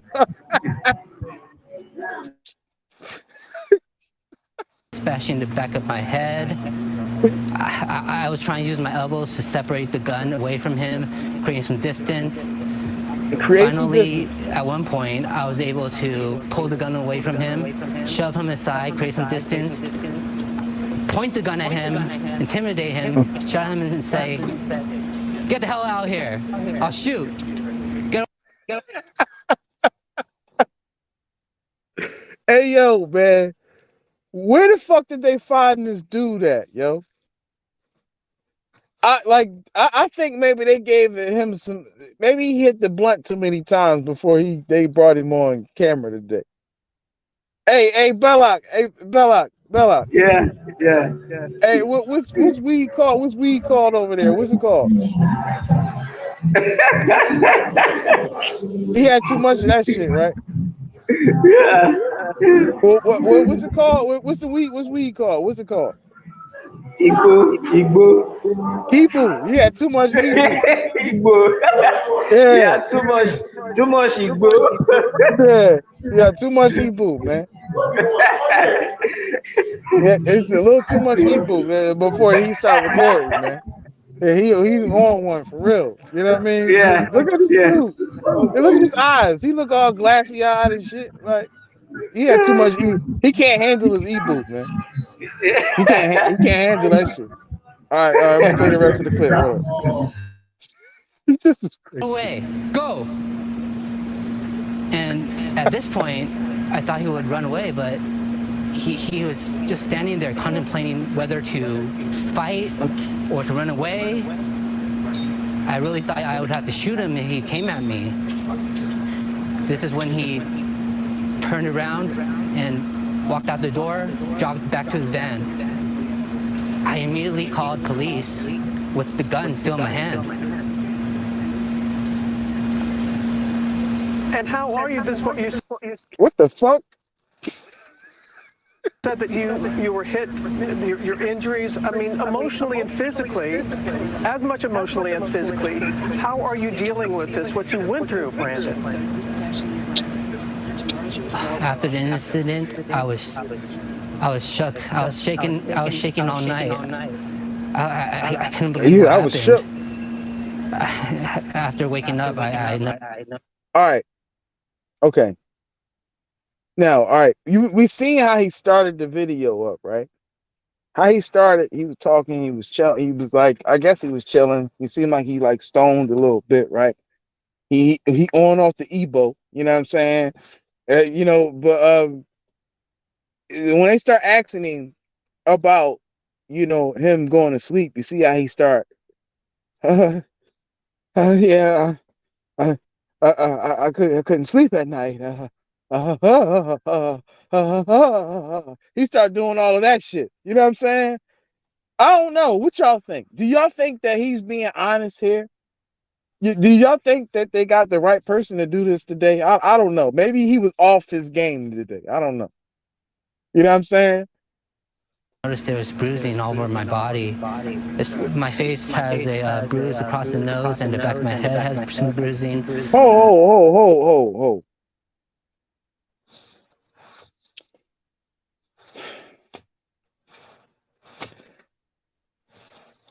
Woo, y'all, it's something else. This is surreal. I can't believe this. It's like sometimes I'll be having to like wink real hard and be thinking like I'm dreaming and shit. Like, this is a dream. I'm trying to wake up out this dream. This can't be real. This dude is telling us that he's got a bruise across his nose. Belloc, do you see a bruise on this man's face? No. Man.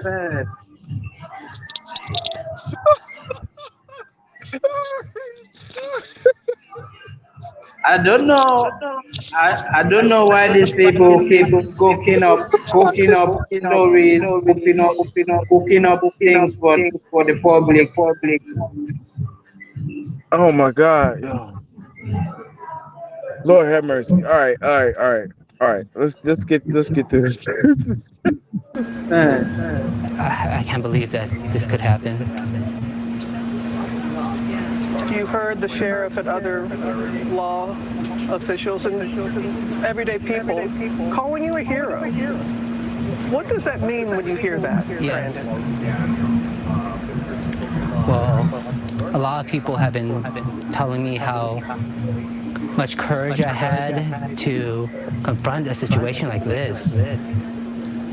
But you know what courage is? Courage is not the absence of fear, but rather the ability to have adversity to fear when fearful events happen, such as this. You know he ain't write that shit. Stop playing. You know he ain't write.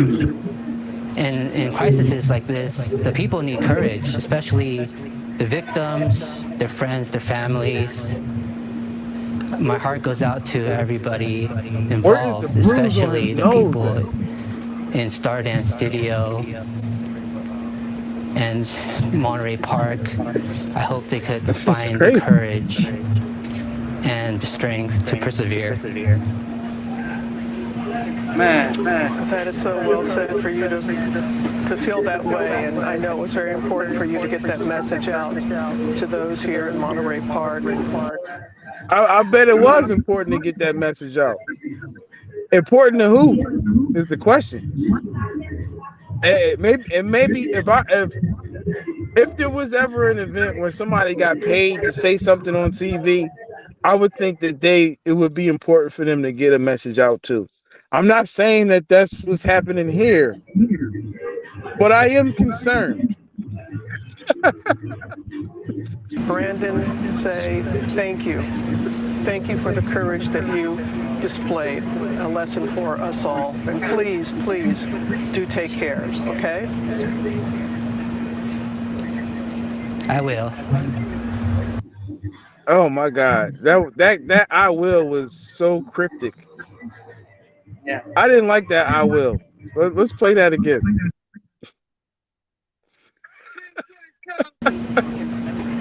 That is so well said for you to feel that way, and I know it was very important for you to get that message out to those here in Monterey Park.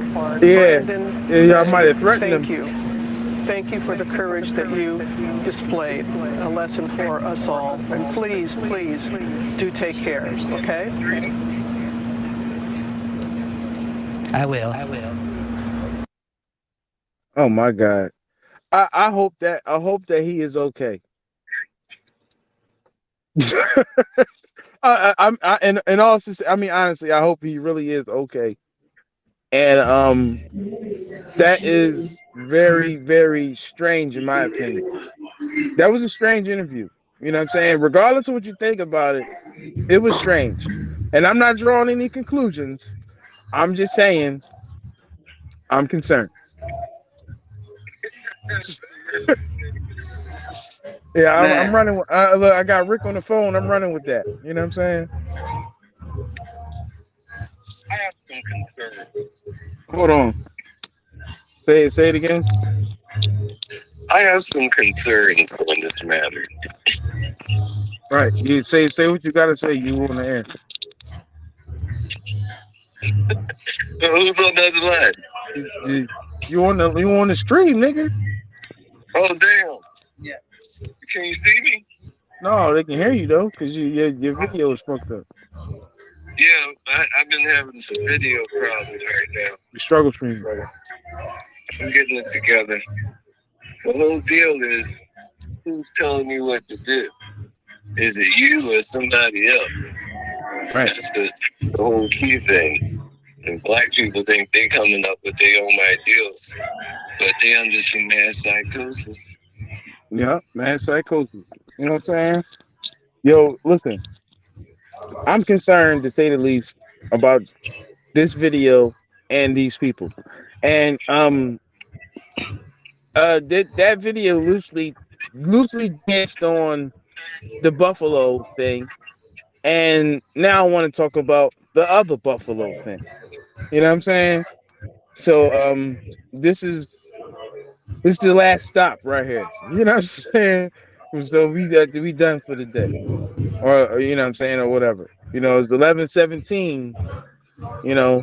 So let's go into the sacrifice.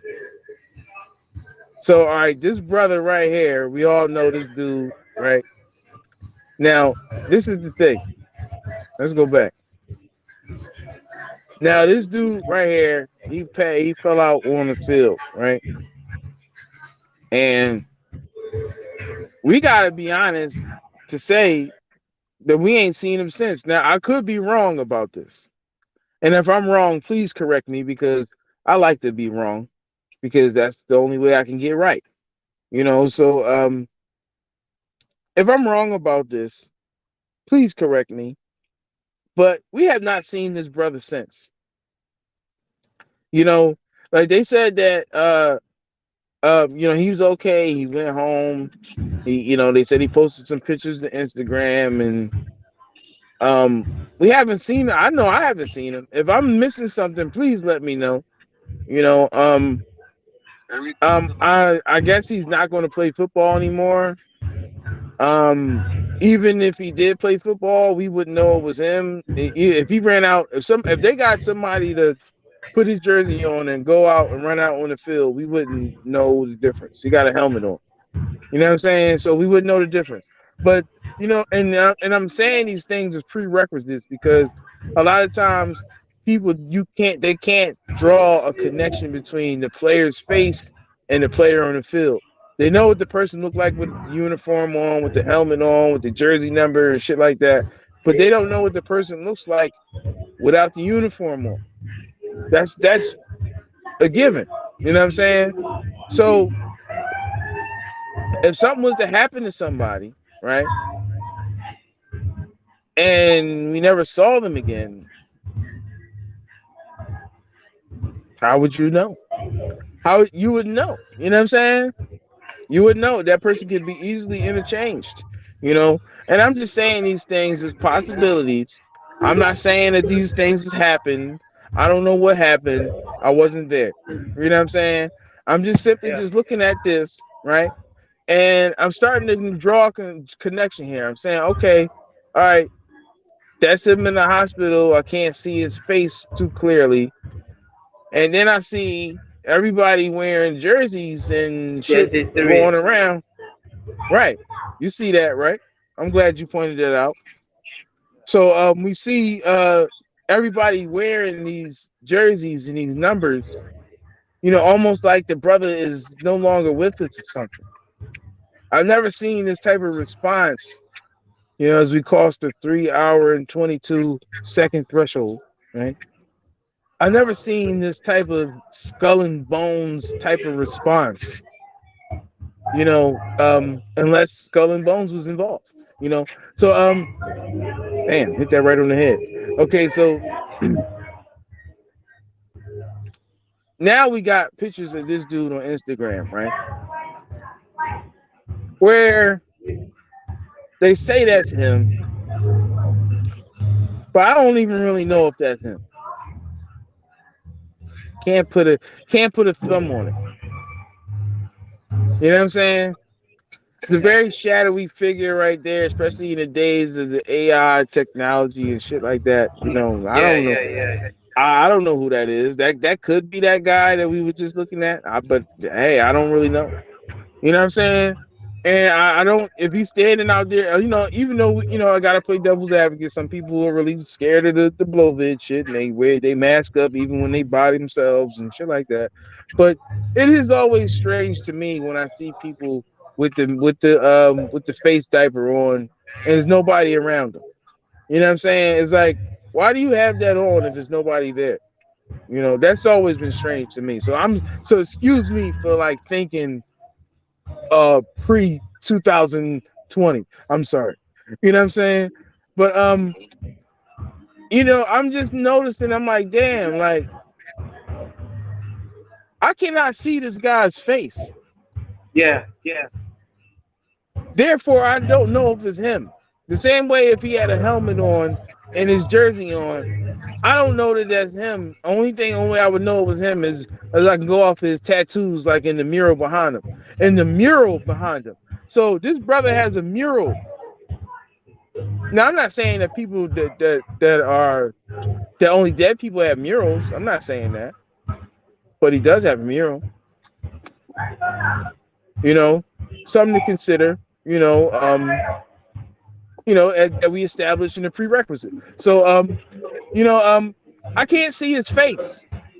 Bella, can you see his face? No. It's been How do we wrapped up know? everywhere. Right. Strange, right? Is that strange to you? It is, yeah. Strange to me.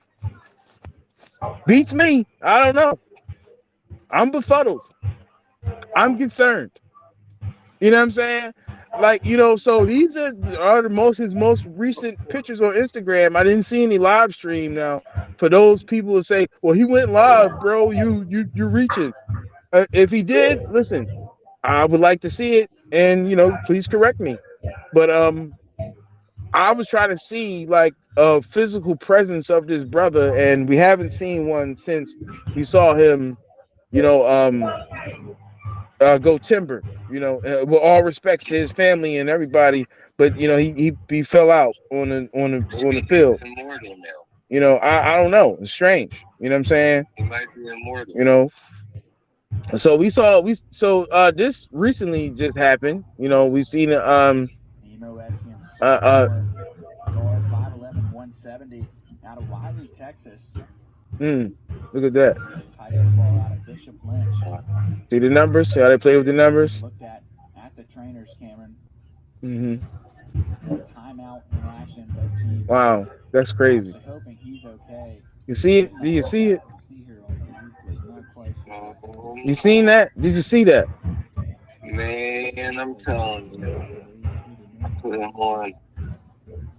That's crazy. And then he just fell out. That's crazy. Very strange activities going on in the world today. Very surreal stories.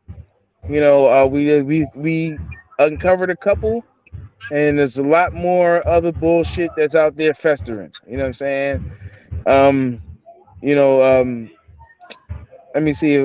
Can we get this up here? Let's see if we can get this up here as we wrap this up. Bullshit out there for everybody.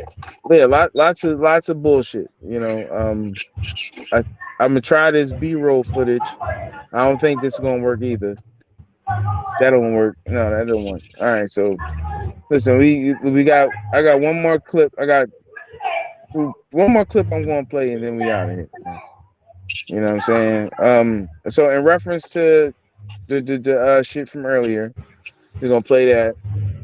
Just to give a visual scope on what we was talking about. You know what I'm saying?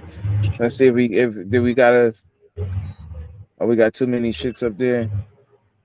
Okay, yeah. So we gotta offload some of this shit. I gotta dumb out. I got too many clips.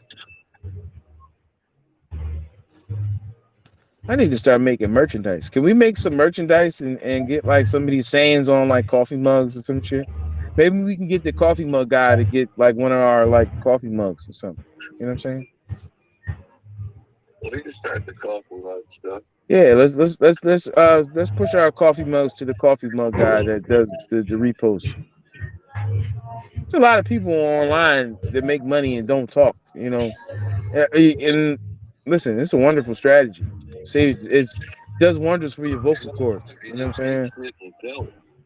Yeah. But that's my man, though. Mitchell, that's my man. I'll fuck with it. All right, so what I'm looking for here?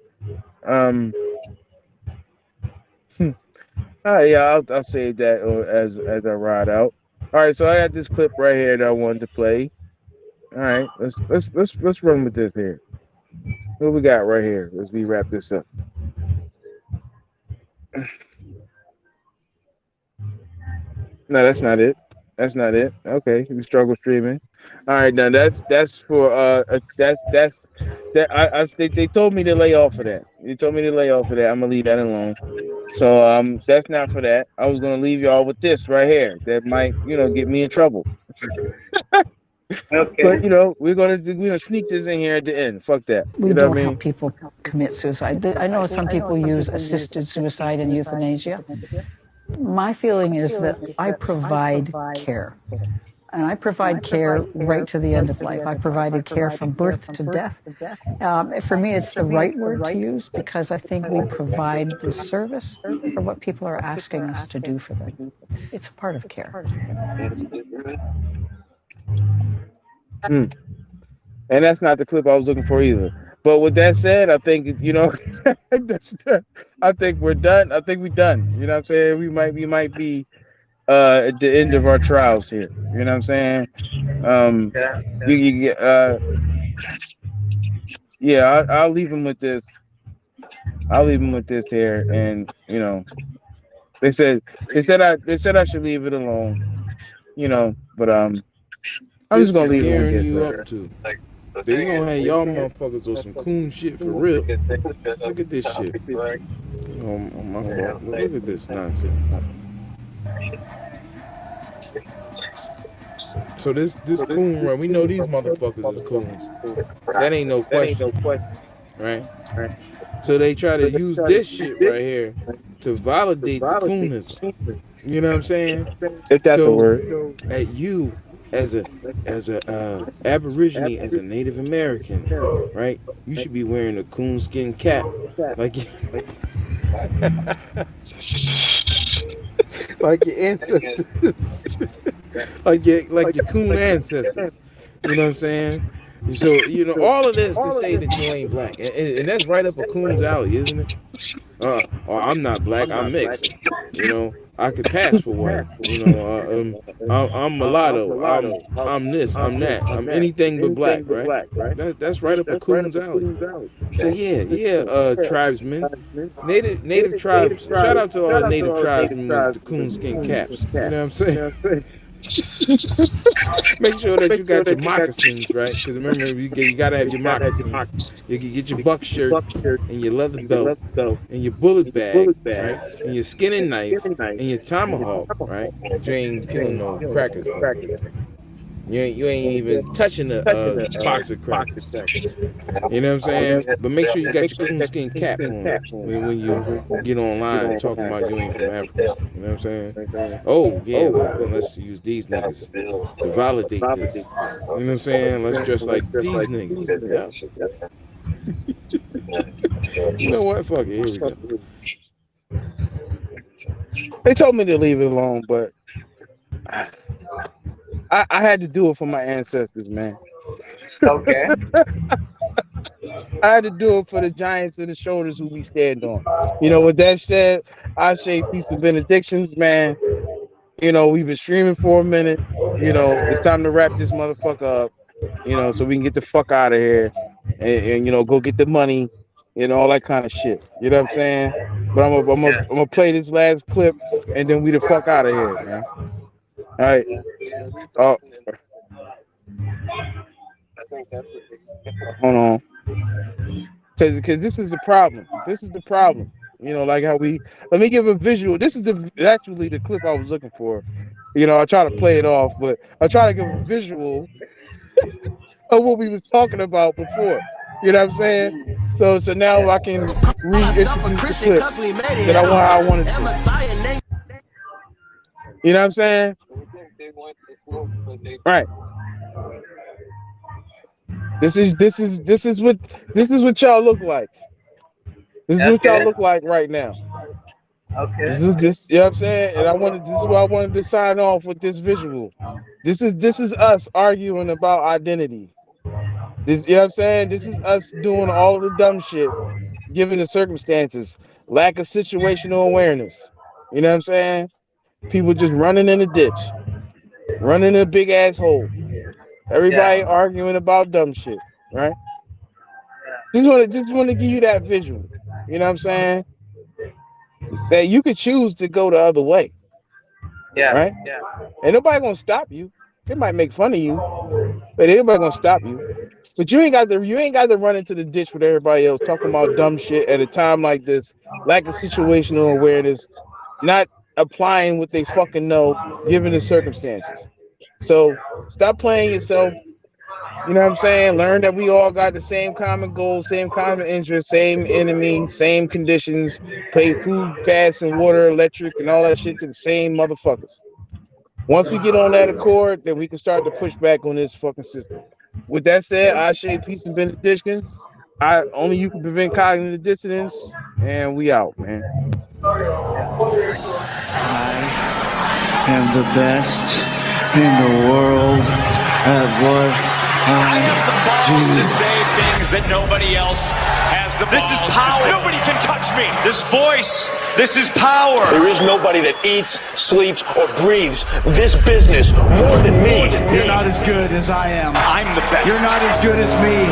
I never had to call myself the best in the world. Other people said it for me. In anybody else's hands, this is a microphone. In my hands, it's a pipe bomb. I am part of a special I am one of a literal dying breed. Everything I have, I've fought for and I've earned. The hierarchy thought of us. I wouldn't have 5 years of pent-up ammunition to unload on him. I wouldn't have so much to say. And yeah, I got a bad attitude and a bad reputation. I tend to piss a lot of people off. But I didn't give a damn.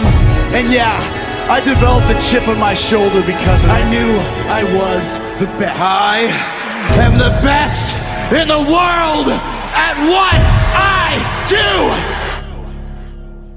Do I have everybody's attention now?